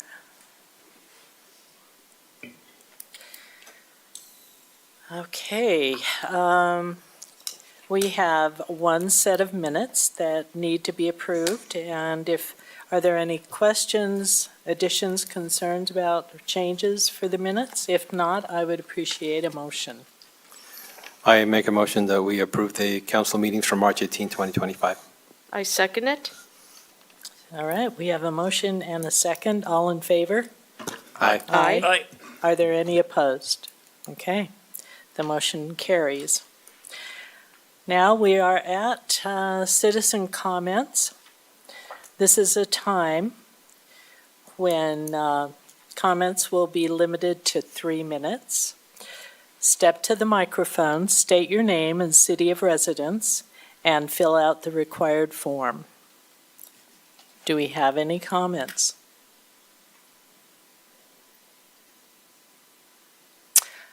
Yes, Ross Romero. Welcome, Ross. Thank you. Ross is our Salt Lake County Council member for District 4. That's So, right. Yes, thank welcome. you. So I appreciate the opportunity to be here in Murray City and say hi. I got elected last November, and I will say that I served 8 years in the legislature. And then I took 10 years off, let my kids get a little older, and I'm now back in service. So the cities where I overlap, I've just gone around and said, hello, I want you to know that I am available to you. I don't represent a large portion of Murray. In fact, I think 3 or 4 precincts is all. But I had the chance to know Rosalba and saw her moving on to the state. And so basically just want you to know who I am. You'll have the opportunity to reach out to me if you have issues that I can be helpful on at the county. I had the chance to finish our council meeting just a minute ago, and I mentioned that my daughter's a little bit under the weather, so I'm going to excuse myself from the meeting, but just know that I'm a resource to you. And I have a few cards that I'll leave with a recorder here if you care to pick those up later. But otherwise, thank you for the opportunity, and thank you to the community for coming out and participating in local government. Appreciate that. Okay. Thank you, Ross. It's great to see you. Okay. Now we are, oh, I'm sorry. Yes. I've got my paper right here too. If you'd state your name and. My name is Vince Badger. I'm a Murray resident of 40 plus years. There's a couple of things I'd like to say, for, experiences that I've had in the last year or so, and they're positive experiences. And it has to do with Murray, which is a good thing. And you know, when that cliche goes around where you hear something, say something, well, that's why I'm here tonight. But I'm going to turn it around a little bit and go on the positive side of that, okay? The first thing is a few months ago, I had a street light to go out in front of my yard. And I kind of held off on doing anything about it because I was hoping that my neighbors might, you know, take care of it for me. Well, you know how that goes. So I thought, well, I'm going to make a phone call, which I did. I made a phone call. A very nice gentleman answered the phone, and I got to talk to somebody in person for a change, which was really good. very courteous, very kind. He asked me what I needed, and I said, I have a street light that's not functioning correctly in front of my house. And he proceeded to fill out, I'm going to say a work order or a repair order of some kind, right when we were talking on the phone. And I'm pretty sure he had it finished by the time we hung up, okay, which was cool. Okay, I hung up and I walked away from the phone, and I thought, oh, well, we'll probably see something around 2 weeks from now, if not longer, maybe, I don't know. However, that afternoon I had to go away for a while, and when I pulled back into my driveway, I noticed the street light was on and it was functioning correctly. So apparently, the Murray Public Utilities, whoever that is, I'm not sure who takes care of the street lights, but one day, that's all it took to fix that light. And now, to me, that's pretty impressive. So I wanted you all to know that that's what went on. So the other thing I wanted to talk about today, and I got thinking about it when I came in here tonight. It's probably already been said, and I'm going to talk a little bit about the Murray Rec Center, the Senior Rec Center. I've been going to that for about a year, and I'll tell you, it's changed my life. That place is amazing. Okay, every time you walk in that door, and I'll attest to it. Every time I walk in that door, you always see a smiling face and a smile, or smiling faces and kind words. And I think that's very commendable. Another thing, it's always has been an uplifting atmosphere in there. You walk in there, and it's just amazing. And I attribute a lot of that to the director and the staff. Okay, they do a fantastic job. Okay, let's see here. I'm going to check my notes. The 10 friendship that goes on over there and the camaraderie is incredible as well. I mean, it's amazing. I've made several friends since I've been in there, and it's been fantastic. There's not a single thing that a person couldn't find to do in that rec center that that they like to do. I mean, it's amazing. Sir, your 3 minutes are up. 3 minutes? Oh my goodness! I thought it was going to only take a sorry. minute. Okay, so the bottom line is the Murray Senior Rec Center is a gym. Okay, and sometimes let's see, and something Murray needs to be aware of. Okay, and be proud of. And I'll cut it short at that. But yeah, thanks for your time, and you might see me back here again. Thank you so much. Did we get his address? Oh. Okay, thank you.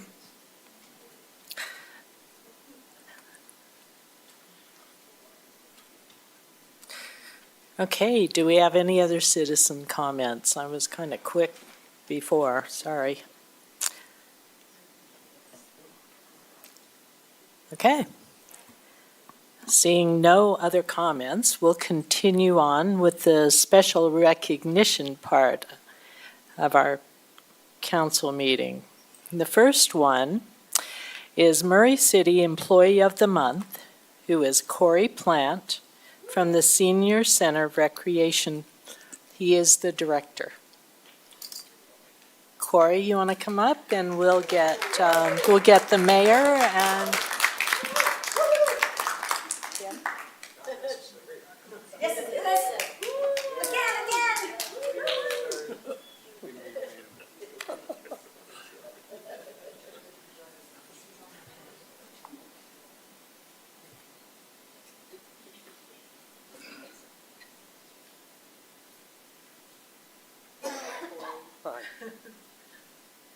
So it's so cool that I'm able to be the one from the council that gets to give you that. Thanks so much. Appreciate you. Anyway, I would just like to present this to Corey Plant for excellent leadership, remarkable vision, and dedicated commitment. with sincere gratitude for enhancing Murray's recreational programs and facilities with national and statewide recognition and involvement for continuous care, exceptional guidance, and valuable skill set, impacting many hundreds of lives in a positive way. Can you believe he's been with Murray City 40 years? Thank heavens, we're very, very lucky to have him. We've been doing this for a while. How many years has it been? About 10, 11, 12. I bet it's been about 13. Yeah, Mayor Hales was the one who started this. And we're so happy to be able to do it. And so I'll let him take it from here. And also, we have Corey's boss, Kim, who I'm sure will want to say something. So anyway, congratulations and thanks for all you do. Appreciate that. So, I can't read, I don't have my glasses on right now, but I think it's 41, huh? Am I right? Is it 41? 41 years. I'm thinking he's going on 42, and he's going to be here 10 more years. That's the neat thing. Look at this. Did you just say, huh? He is, honestly, I think I even heard this from Corey. He was a little concerned replacing Trish. And I remember saying, I'm not replacing her, I'm just going over there. Well, Corey, you have been just as well received as Trish, and everyone loves you. And I know Corey loves this position. I mean, he is thrilled to do this. You have some of the best volunteers over there who are supportive, and you are always, every time you come in to bring someone in, you're very familiar with the Senior Rec Center inside and out, and you know things that need to be done. And so Corey has been a major blessing to the Senior Center. And anyway, so as Diane said, we'll present that to you. That's a $50 gift card, and that goes to your wife. And so if you'll give that to her, make sure she gets that. I wanted to make sure you didn't say it was $10 or something. So anyway, so thank you, Corey. And I know Kim's going to come up, but I just want to tell you how much I've known Corey for a lot more years than I've been here. He coached our boys in basketball. And honestly, our one son said Corey knows basketball inside and out better than anyone. So anyway, huge compliment to Corey. Thank you for all you've done for this city, and we're grateful we're able to recognize you. So thank you. So much. Appreciate it.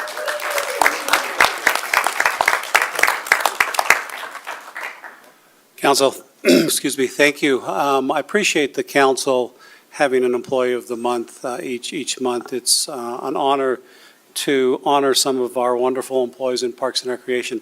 Clearly, Corey does not need an introduction.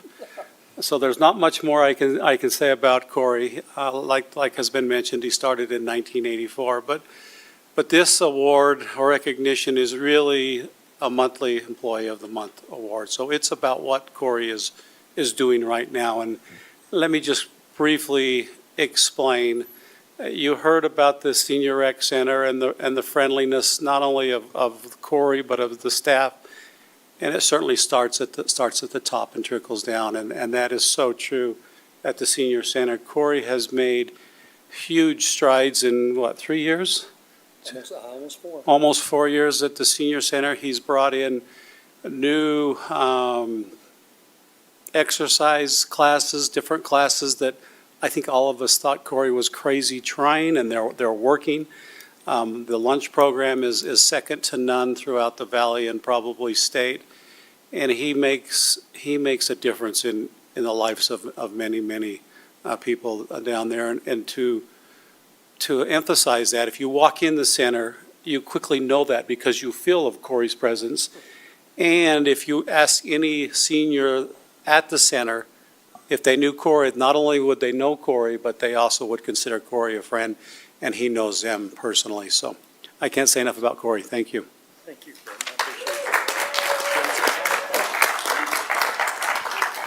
I want to thank the council and the mayor for this opportunity. It means a lot to me. I wanted to thank Bill Crocker, who hired me 41 years ago, took a chance on me. Bill's no longer with us, and then Doug Hill, who was my boss, and then Kim Sorensen. They've all been wonderful to work with and have given me the opportunity to serve. I wouldn't be appreciative if I didn't thank my employees, Marcy, who's here, and Laura. They are amazing. Laura is one of the sweetest persons, you know. People come into that place and she's just all over it with them, as well as everyone else. Recreation, I've always believed it's about building relationships, and doing our best with what we have to work with, and we've certainly done that. I want to thank all those who've come from the Senior Center today. Thank you so much. It means so much to me. I'm very saddened this day because earlier today, a lady that was going to come, and I told her not to, she said, "Oh no, we're coming," got in her car and with her husband, and 10 minutes later, she was hit and killed. Hal and Jeannie Luke, really sorry to announce that, but Jenny was killed in a car accident today. And it's really rocked me because I was the last person that talked to her. And what a sweet angel. So thank you for allowing me to be able to work with those kinds of people. They are amazing. And this city is a great city, and it's been well worth it for the last 41 years. And thank you for this award. And I want to thank mostly my wife, who supports me in everything I do, and I appreciate her support, and I appreciate her service to our country. She's in the military, and she puts her life on the line every day, and so I appreciate her and all of you so much. Thank you, and I love all of them, and thank you to Doug and Kim, Bill Crocker especially, and again, thanks for what you do for us.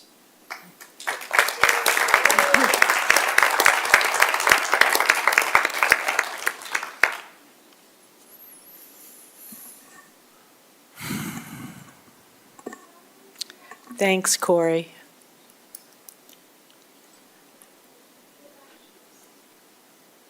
Okay. All right, we have another special recognition, which is to consider a joint resolution of the mayor and the Municipal Council of Murray City, Utah, recognizing April 22nd, 2025 as Earth Day, and encouraging environmental stewardship through community action and sustainable practices. So, Mayor, is it okay if do you want to do it here or you want to go up there? All right. Okay, this is a joint. Diane, can they leave if they want to leave? Oh, I guess they are. I was going to say they were looking for you to say, is it okay if they leave? Oh, yes, of course, of course. Of course. Thank you all for being here.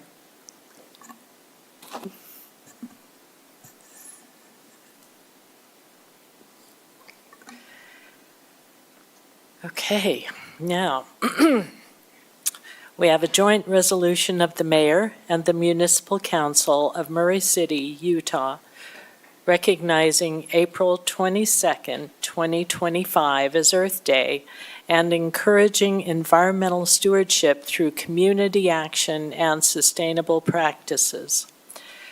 Whereas Earth Day has been celebrated annually on April 22nd since 1970, serving as a global reminder of the need to protect the environment, promote sustainability, and take action to safeguard the planet for future generations. And whereas Murray City recognizes that a healthy environment is essential for the well-being of its residents, and that environmental stewardship contributes to the community's quality of life, economic vitality, and long-term resilience.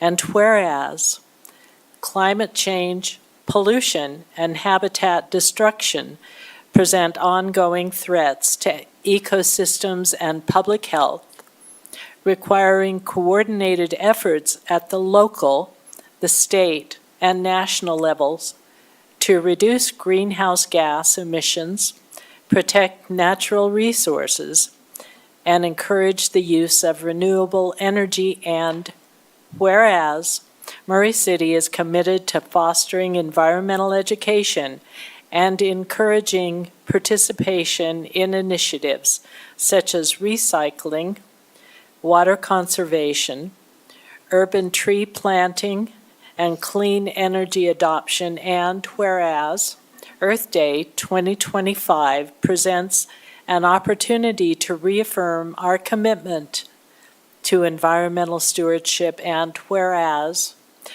the theme for Earth Day 2025 is Our Power, Our Planet. It highlights the importance of innovative solutions, collaborative action, and equitable policies to ensure a healthier planet for all. Now, therefore, be it resolved by the Mayor and City Council of Murray City that April 22nd, 2025 is hereby proclaimed as Earth Day in Murray City, and the people of Murray City are encouraged to observe the day with educational programs, community service, and other appropriate activities. And that Murray City commits to continuing efforts to advance environmental sustainability through resource management.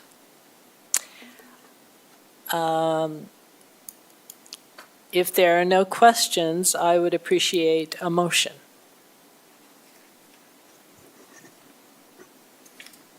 I would like to make a motion to approve the joint resolution of the mayor and the municipal council of Murray City, Utah, recognizing April 22nd, 2025 as Earth Day and encouraging environmental stewardship through community action and sustainable practice. I'll second. Okay, we have a motion and a second. Would you please call the roll? Mr. Hawk? Aye. Mr. Pickett? Aye. Ms. Cotter? Aye. Mr. Goodman? Aye. Ms. Turner? Aye. Okay, it has been passed, approved, and adopted this 15th day of April in the year 2025. Mayor, would you like to say anything, add anything? No, but just appreciate that we're recognizing that and celebrating it. And thank you for, Diane, I know this is something that's important to you, so we appreciate that you brought that forward. Thank you. Thank you. And thank you, council. I really appreciate your approving this, and I wish every day were Earth Day. So, thank you. All right. Now we'll continue on. And we have a special presentation, and that is the fiscal year 2025-2026 budget address. Mayor Hales presenting. Now you get to go down there, Mayor.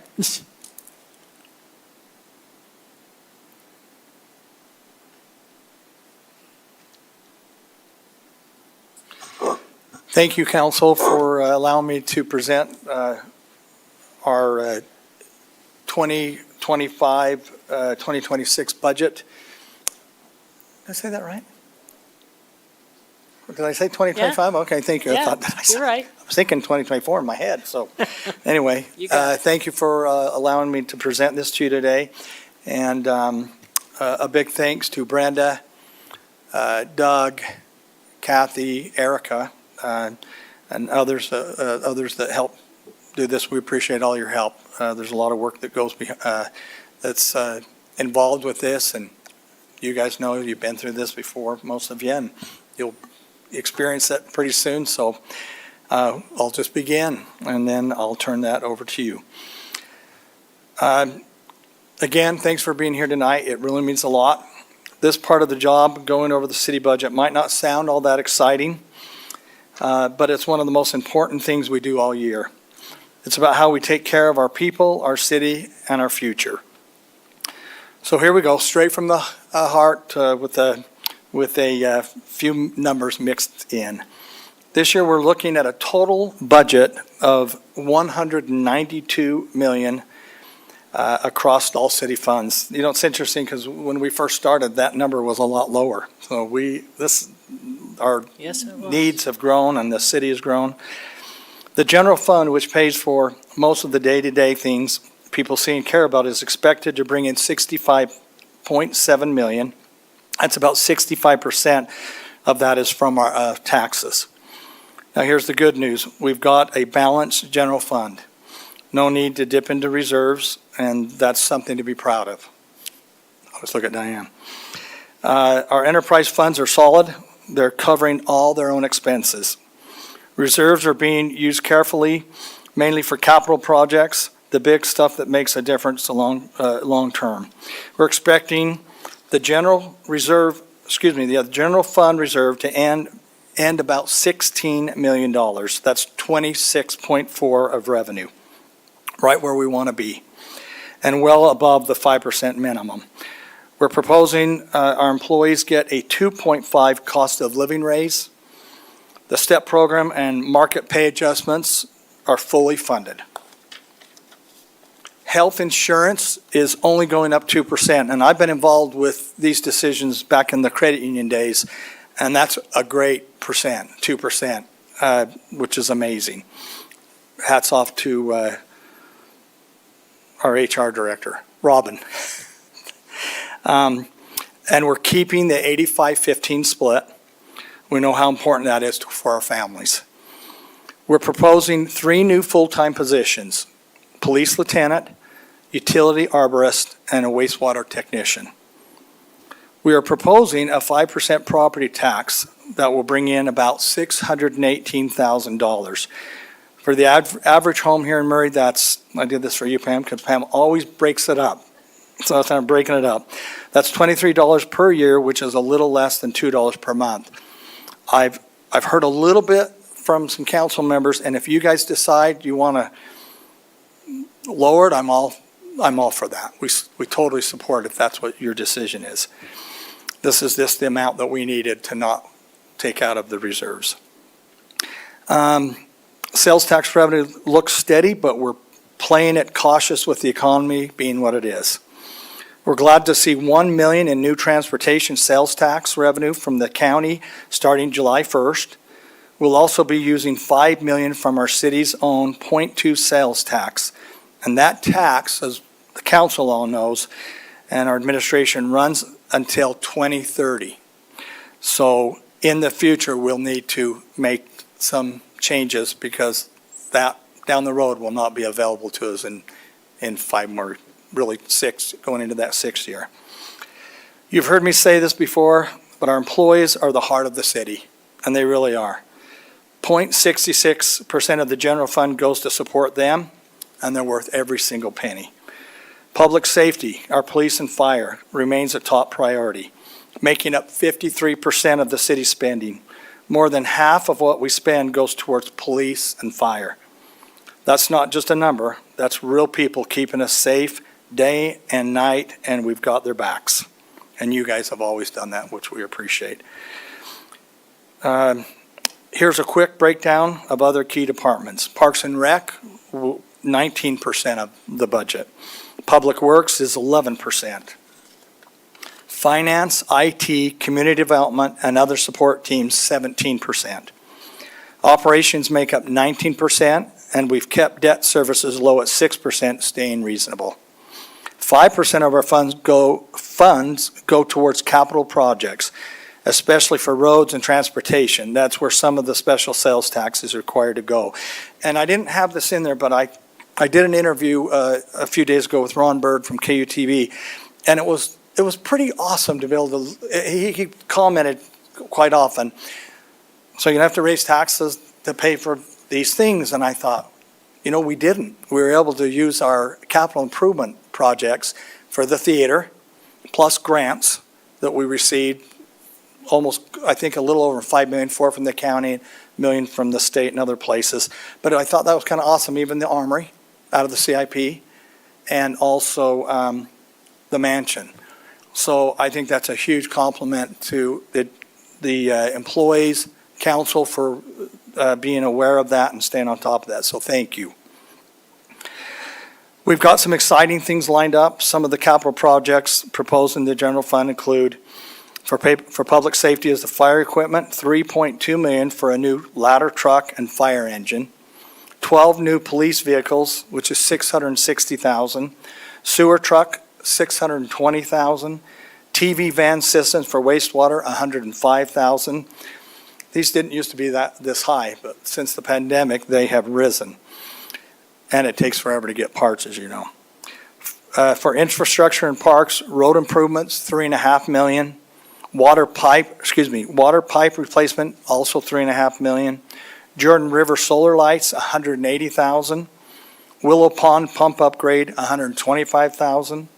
Water truck for streets, $210,000. For city facilities, we're putting $2.3 million into maintenance. These are just a few of the many capital projects in the budget. Other fun highlights. The central garage is getting new software to help keep all our city vehicles running smoothly. The library continues to save toward a remodel or even a brand new facility with a $2.5 million budget.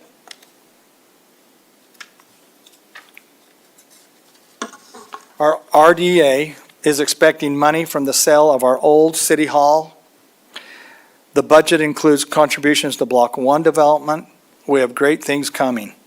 The Municipal Building Authority continues its work on the Public Works project. We've also got $2 million budgeted for retained risks because life happens and we want to be ready. Some of the challenges that we're watching for is inflation is still making things more expensive, but we're optimistic that that will ease up a bit. Supply chain delays are still affecting equipment and projects. And I just wanted to thank the council for all you have done. You've during this past almost 4 years, we've been busy. We have a lot going on, and now it's time to just run with those projects and keep them afloat. So we thank you all for your support, all of you. You've all been great, and it's been enjoyable to watch some of the debating, because, you know, that's what it's about. If you don't agree with something, you're still respectful, but you have your own opinion. In my opinion, that's the way it should be.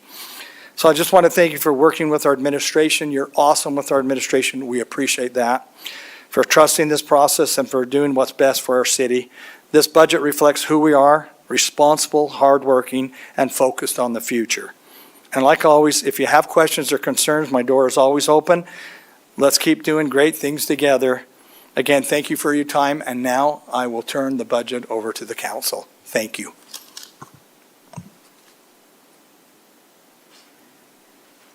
Thank you, Mayor. Okay.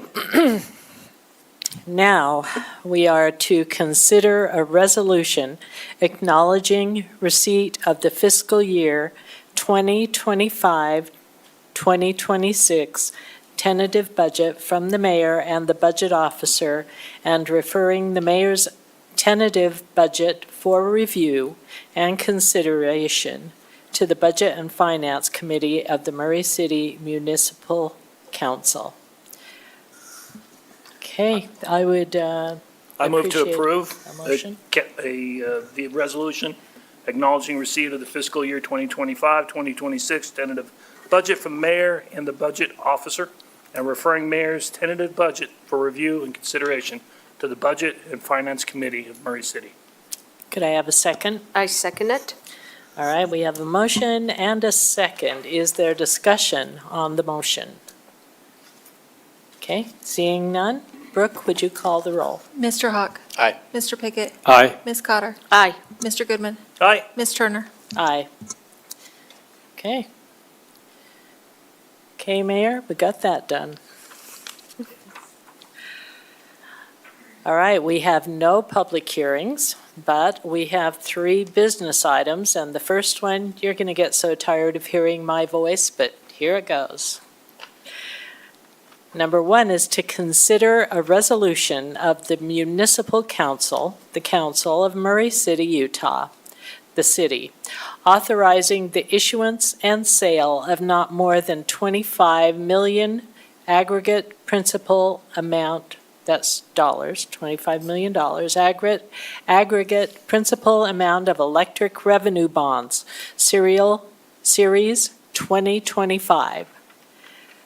fixing the maximum aggregate principal amount of the Series 2025 bonds, the maximum number of years over which the Series 2025 bonds may mature, the maximum interest rate which the Series 2025 bonds may bear, and the maximum discount from PAR at which the Series 2025 bonds may be sold. Authorizing the publication of a notice of public hearing and bonds to be issued.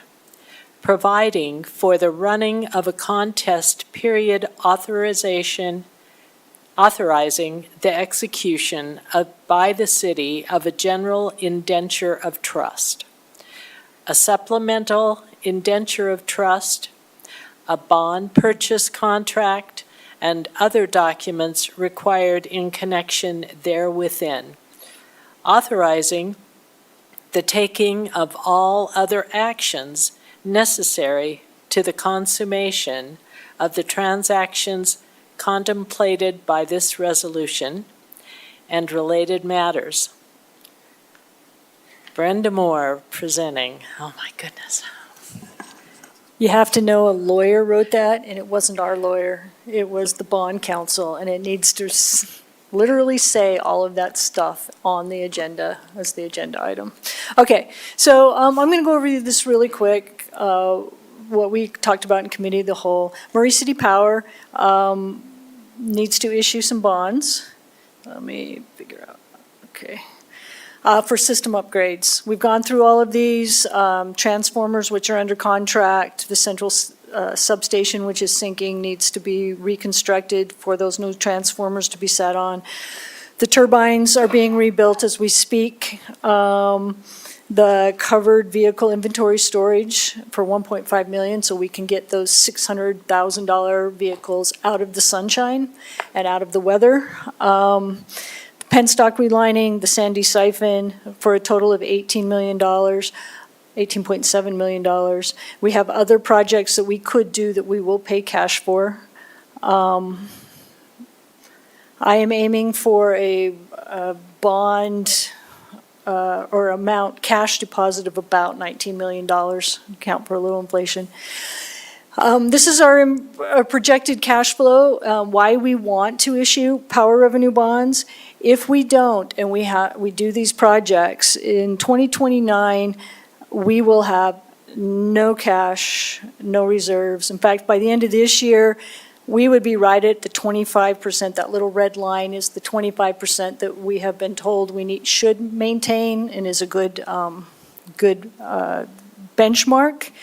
And if anything happened like the blip that is that peak in 2023, where we spent $12 million in 3 months for power, we wouldn't have the cash to do that. We had been saving for some of these things. We wouldn't have to have had a $19 million budget, but we spent $12 million in 3 months for power. So we might have still had to have a bond, but it wouldn't have been this much, probably around the $7 or $8 million range. The projected cash flow with the bonds and a 2% growth or fee increase starting in 2027. That little blue blip right there, the little blue line just below the green is the capital projects, that's the debt service. The dark blue, that's the amount we pay for power, and our operations is the light blue. So we will, if you look way out there in 2032, cash is going to start dipping down below. That's, if everything is 3% inflation and all those, projection is a projection. But we do have enough money to cover our bond service. We're in the beginning phase of this. I have been doing some preliminary stuff and working with the finance team. I think we're kind of just getting the governing body approval now. Some of the other stuff has been worked through, the contracts have been looked at. So the parameters you're voting on, maximum par would be 25 million. As I said, I'm aiming for a $19 million deposit, so it's not gonna be anywhere near that much. The maximum interest rate, 7%. Now, I know that sounds really scary. The bond council says that maximum interest rate is the coupon rate on the bond. Now, I don't know if any of you know how this works, but when we sold the City Hall bonds, the coupon said 5%. The par on those, I got a deposit of approximately $34 million, and the par on the bonds was $31 million. So what they do is they pay you more or extra to have that higher coupon later in its existence. I don't understand why. I'm not a finance person in the bond thing. Same thing happened with the Public Works bond. We got a cash deposit of $18 million. Their coupon range is anywhere between 4% and 5%, depending on how far out you're looking. We got $20 million deposit. The bond par was $18 million. So they paid us $2 million extra. It's called premium. So we won't approach anything like 7%. We're looking at 4.5%, most likely. Maximum term would be 30 years. We're going for 20 right now. Maximum discount would be 2%. Their credit is too good. We're not going to have to sell these at a discount. That would be the opposite, where the par is higher than the amount of cash we receive. That should not happen. And then what you're going to do is authorize designated officers and the mayor pro tem, sometimes it's even me, the finance director, to execute these documents, sign them, make the decisions from here. So the city's process, this is what you're doing now. You're going to adopt and authorize the bond parameters. We're going to hold a public hearing. I know it sounds weird. It's after this. That's how the laws are written. It's not me. And then we'll undertake the typical bonding activities after that, which is drafting the preliminary official statement if we need one, and procure the bond rating, and selling and closing on the bonds. And we must utilize the majority of the bond proceeds within 3 years. We'll probably have a third of it spent within the next 6 months. So the schedule, we're up to the April 15th, where you're considering the parameters resolution, and then May 6th, we will have a public hearing concerning that. Any questions? Are there any questions at this point for I have a Brenda? couple. Okay. First question, at the committee of the whole, you said the interest rate would be at 6.5. It's now at 7. Why the change? The change was instituted by our financial advisor. He has seen a couple swings. It hasn't done this like 20 basis points 2 days in a row. And he thought that other 0.5% sitting there on the coupon rate to be able to go up to the 7% on the coupon might be useful. We may not do that. It might be 4 or 5. I have never seen anything at 6. Everything we've done in the last, since I've been finance director and since I've been with the city, they're all between 3 and 5% on the coupon rate. Okay. So my second question, you kind of touched on it, is so the bond market's kind of unstable right now. Right. How is it going to affect us selling these bonds? Okay, so the first thing we're doing is right now, the bonds are out. We put out a package for a private placement deal. So we sent a credit thing, and it's not subject, if you guys don't approve this, then there's no harm, no foul. They're gonna give us a bid and, oh well, because it doesn't say we will issue it, it tell us what your rate is. So we've got that out there. They will come back by the 24th and tell us what their rates would be, and then we would know exactly if we picked one of those. I don't know what they will be. And then we do, Matt and Stiefel will do a whole bunch of math on that and analyze the parameters and see if it would be worth taking the chance of going out to market. And there are bond deals being done, not a lot right now. So I don't know if that's a good or a bad thing. If people have money and nobody's issuing bonds, it might be a good thing.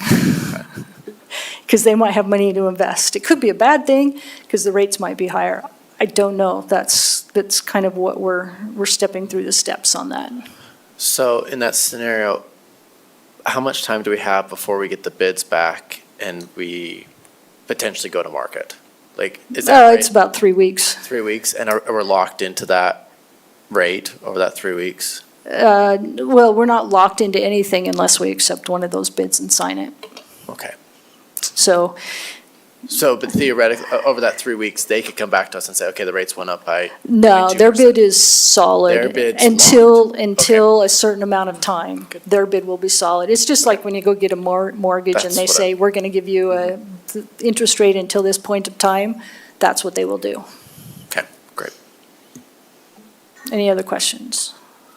Brenda, can you tell us how many bonds the city has right now? 9. 9? This will make 10. Is this okay for the city to have this many? Yes. They're all done with different collateral. 3 of them are done with sales tax as the collateral. 2 of them are done lease revenue, because basically the building we're sitting in is the collateral, and the public works facility is the collateral.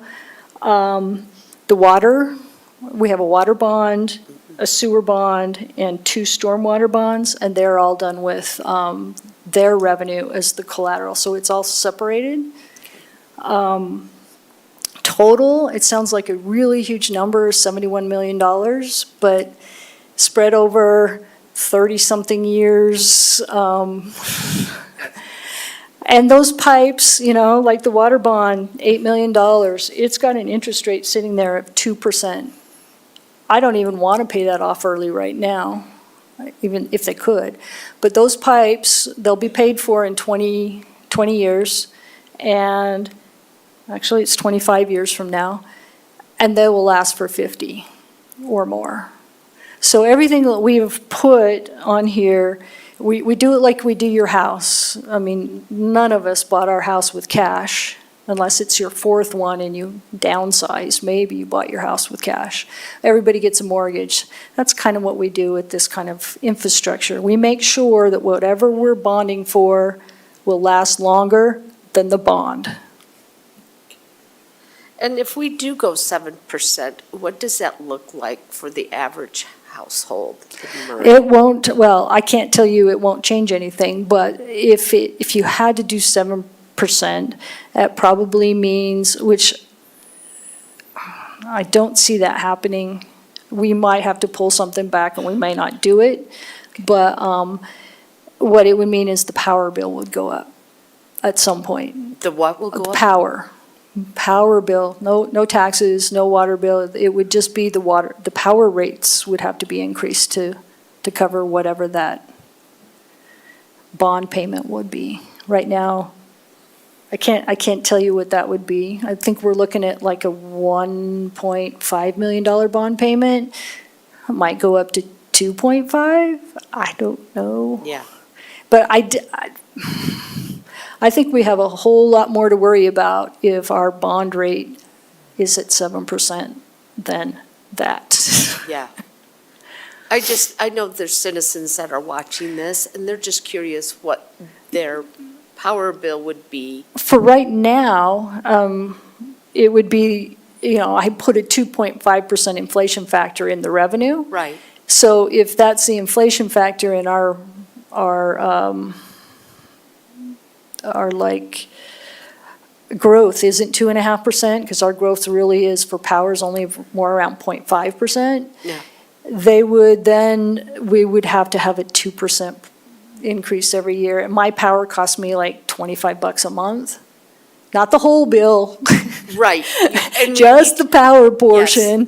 Yes. And so my power bill costs $25 a month, so it'd be 2% of that, whatever that number Right. is. It's not. And that's where the citizens get a little worried when they see that power bill. It's but not the entire okay, bill, yes. it's just the power portion. Yes, okay.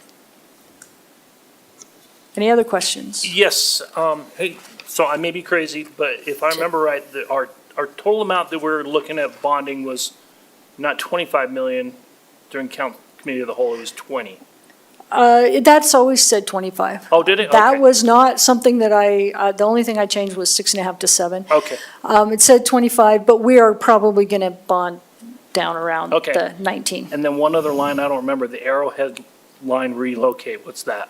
That's some lines that are in backyards, power lines that run behind some people's in backyards, and they're getting old, and so they want to move them to the front yards.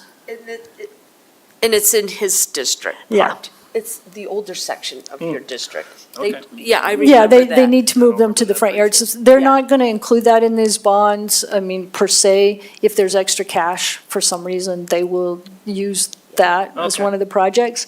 But they're going to do that $300,000 a year. They're going to slowly move them up. Okay. They need to be replaced and they need to be where we can get at them. It's not Okay. good to have them in people's backyards. Didn't you say there's like 100 homes or 100, 110? You'd have to ask Greg. He's the one who knows how many homes. Okay. 50 to 60 houses need to do a neighborhood. None of us can understand, none of us who work here now understand why they're in the backyard. Yeah. Don't know. We need to fix the problem at some point, Okay, thanks. before they all collapse. I'll look for that. And it would be cost prohibitive to go underground, right? Those on that one are Oh, underground. they are underground. Oh. So they got to move them underground in front of Underground the in front. house. Oh, okay. Okay. All right, so the consequences of our not bonding, just kind of quickly. Okay, the easiest thing is synopsize. if we all agree we have to do these projects, then we're gonna have to do a rate increase to cover, so that we don't go negative, to go below that 25%. So we have at least a cash cushion at any given moment. And then, so what happens is, after all these projects are done, we'll be generating cash like crazy. So the ratepayers for the next 4 years will basically pay for the stuff that will last 20 or 30 years. If we get a bond, the ratepayers for the next 20 years will pay for their little portion. So we'll have a big increase in rates, and then we probably will have to lower them again. Okay. What kind of, percentage-wise, what kind of rate increase would that look like? I would guess to generate $19 million in 3 years, that's I think they're collecting about, I think their whole budget is $40 million or something like that. Or actually, it might be closer to 65. We're probably getting about $45 million, so it's probably a 20, 25, 30% increase minimum for 4 years, and then we lower it. So lucky us who live in the city for those 4 years get to pay a whole bunch. Somebody who moves in after that, they get the biggest break of their life.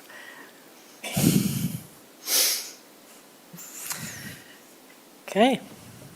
Any other questions? Any other questions? Okay.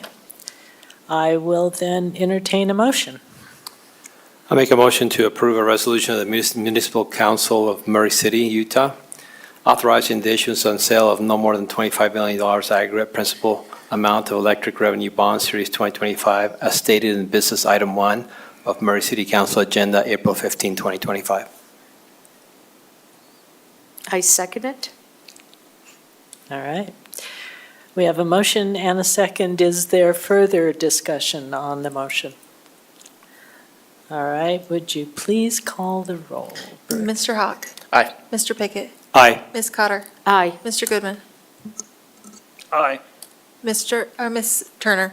Aye. All right, now we are at business item number 2, and that is to consider an ordinance amending section 2.24.050, the heading of chapter 2.38 and sections 2.38.010, 020, 2.40020 of the Murray City Municipal Code, changing all references from the Heritage Center to the Senior Recreation Center. GL. Thank you. We talked about this a couple weeks ago. This is the cleanup ordinance. Back in 2018, we changed the name from the Heritage Center to the Senior Recreation Center, and some of those provisions in the code were not changed at the same time. That's all we're asking. This is you may recall, Councilmember Cotter asked about Mr. Cushing. More information is included in your packet on him and his life and the basis for it being named after him. But fundamentally, all we're doing tonight is just saying, going from Heritage Center to Senior Recreation Center. GL, would you speak into the mic a little? Sorry. Thank Do you want you. to start over? I can if you'd like. This mic is not friendly to tall people.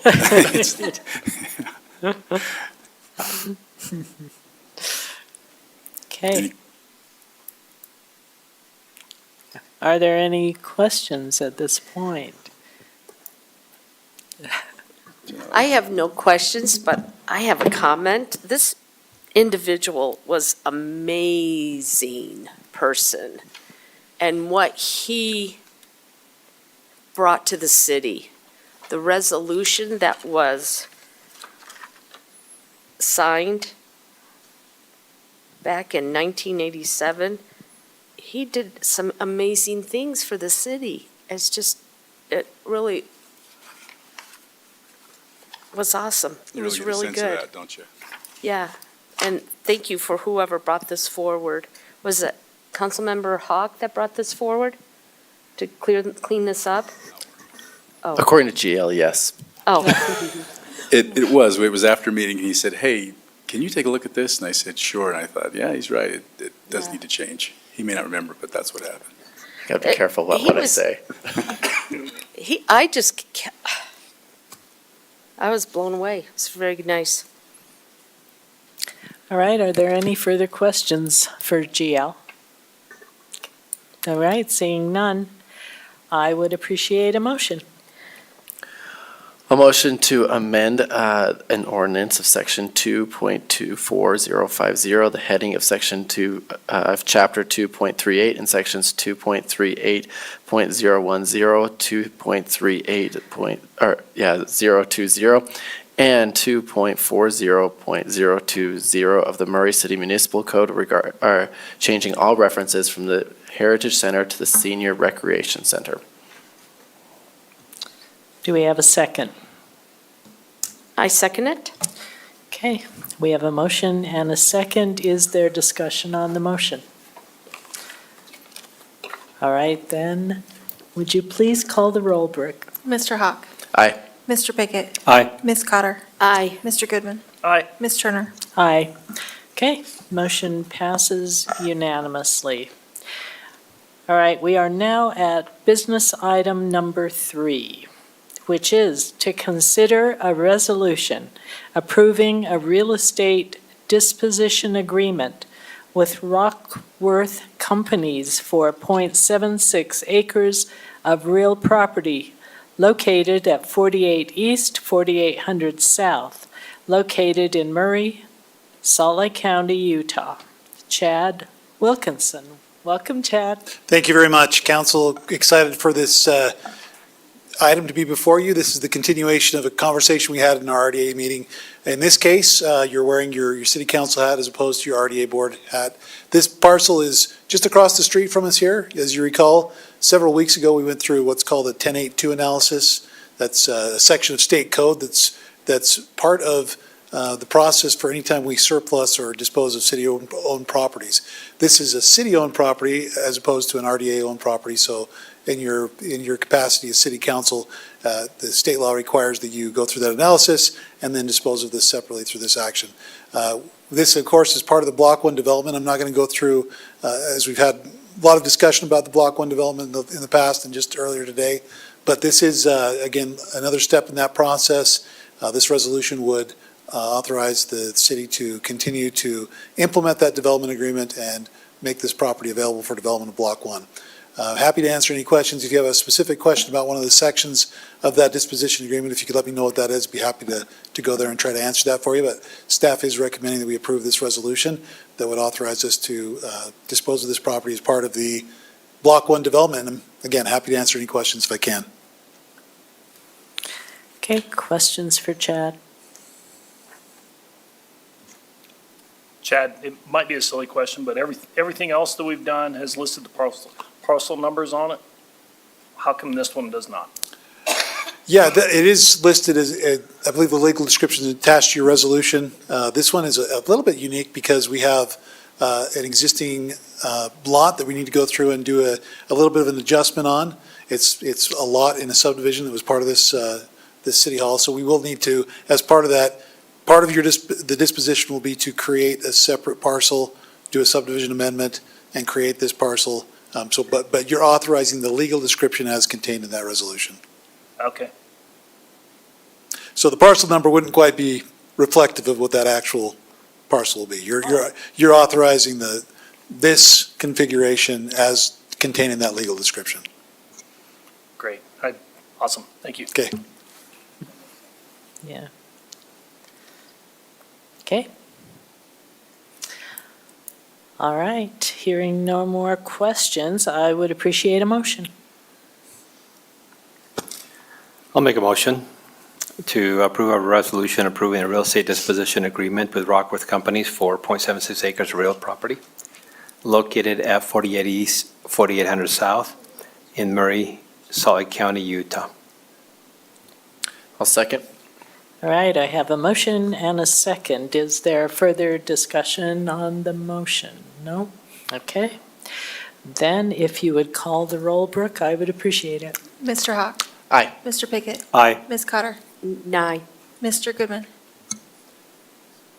Aye. And Ms. Turner? Aye.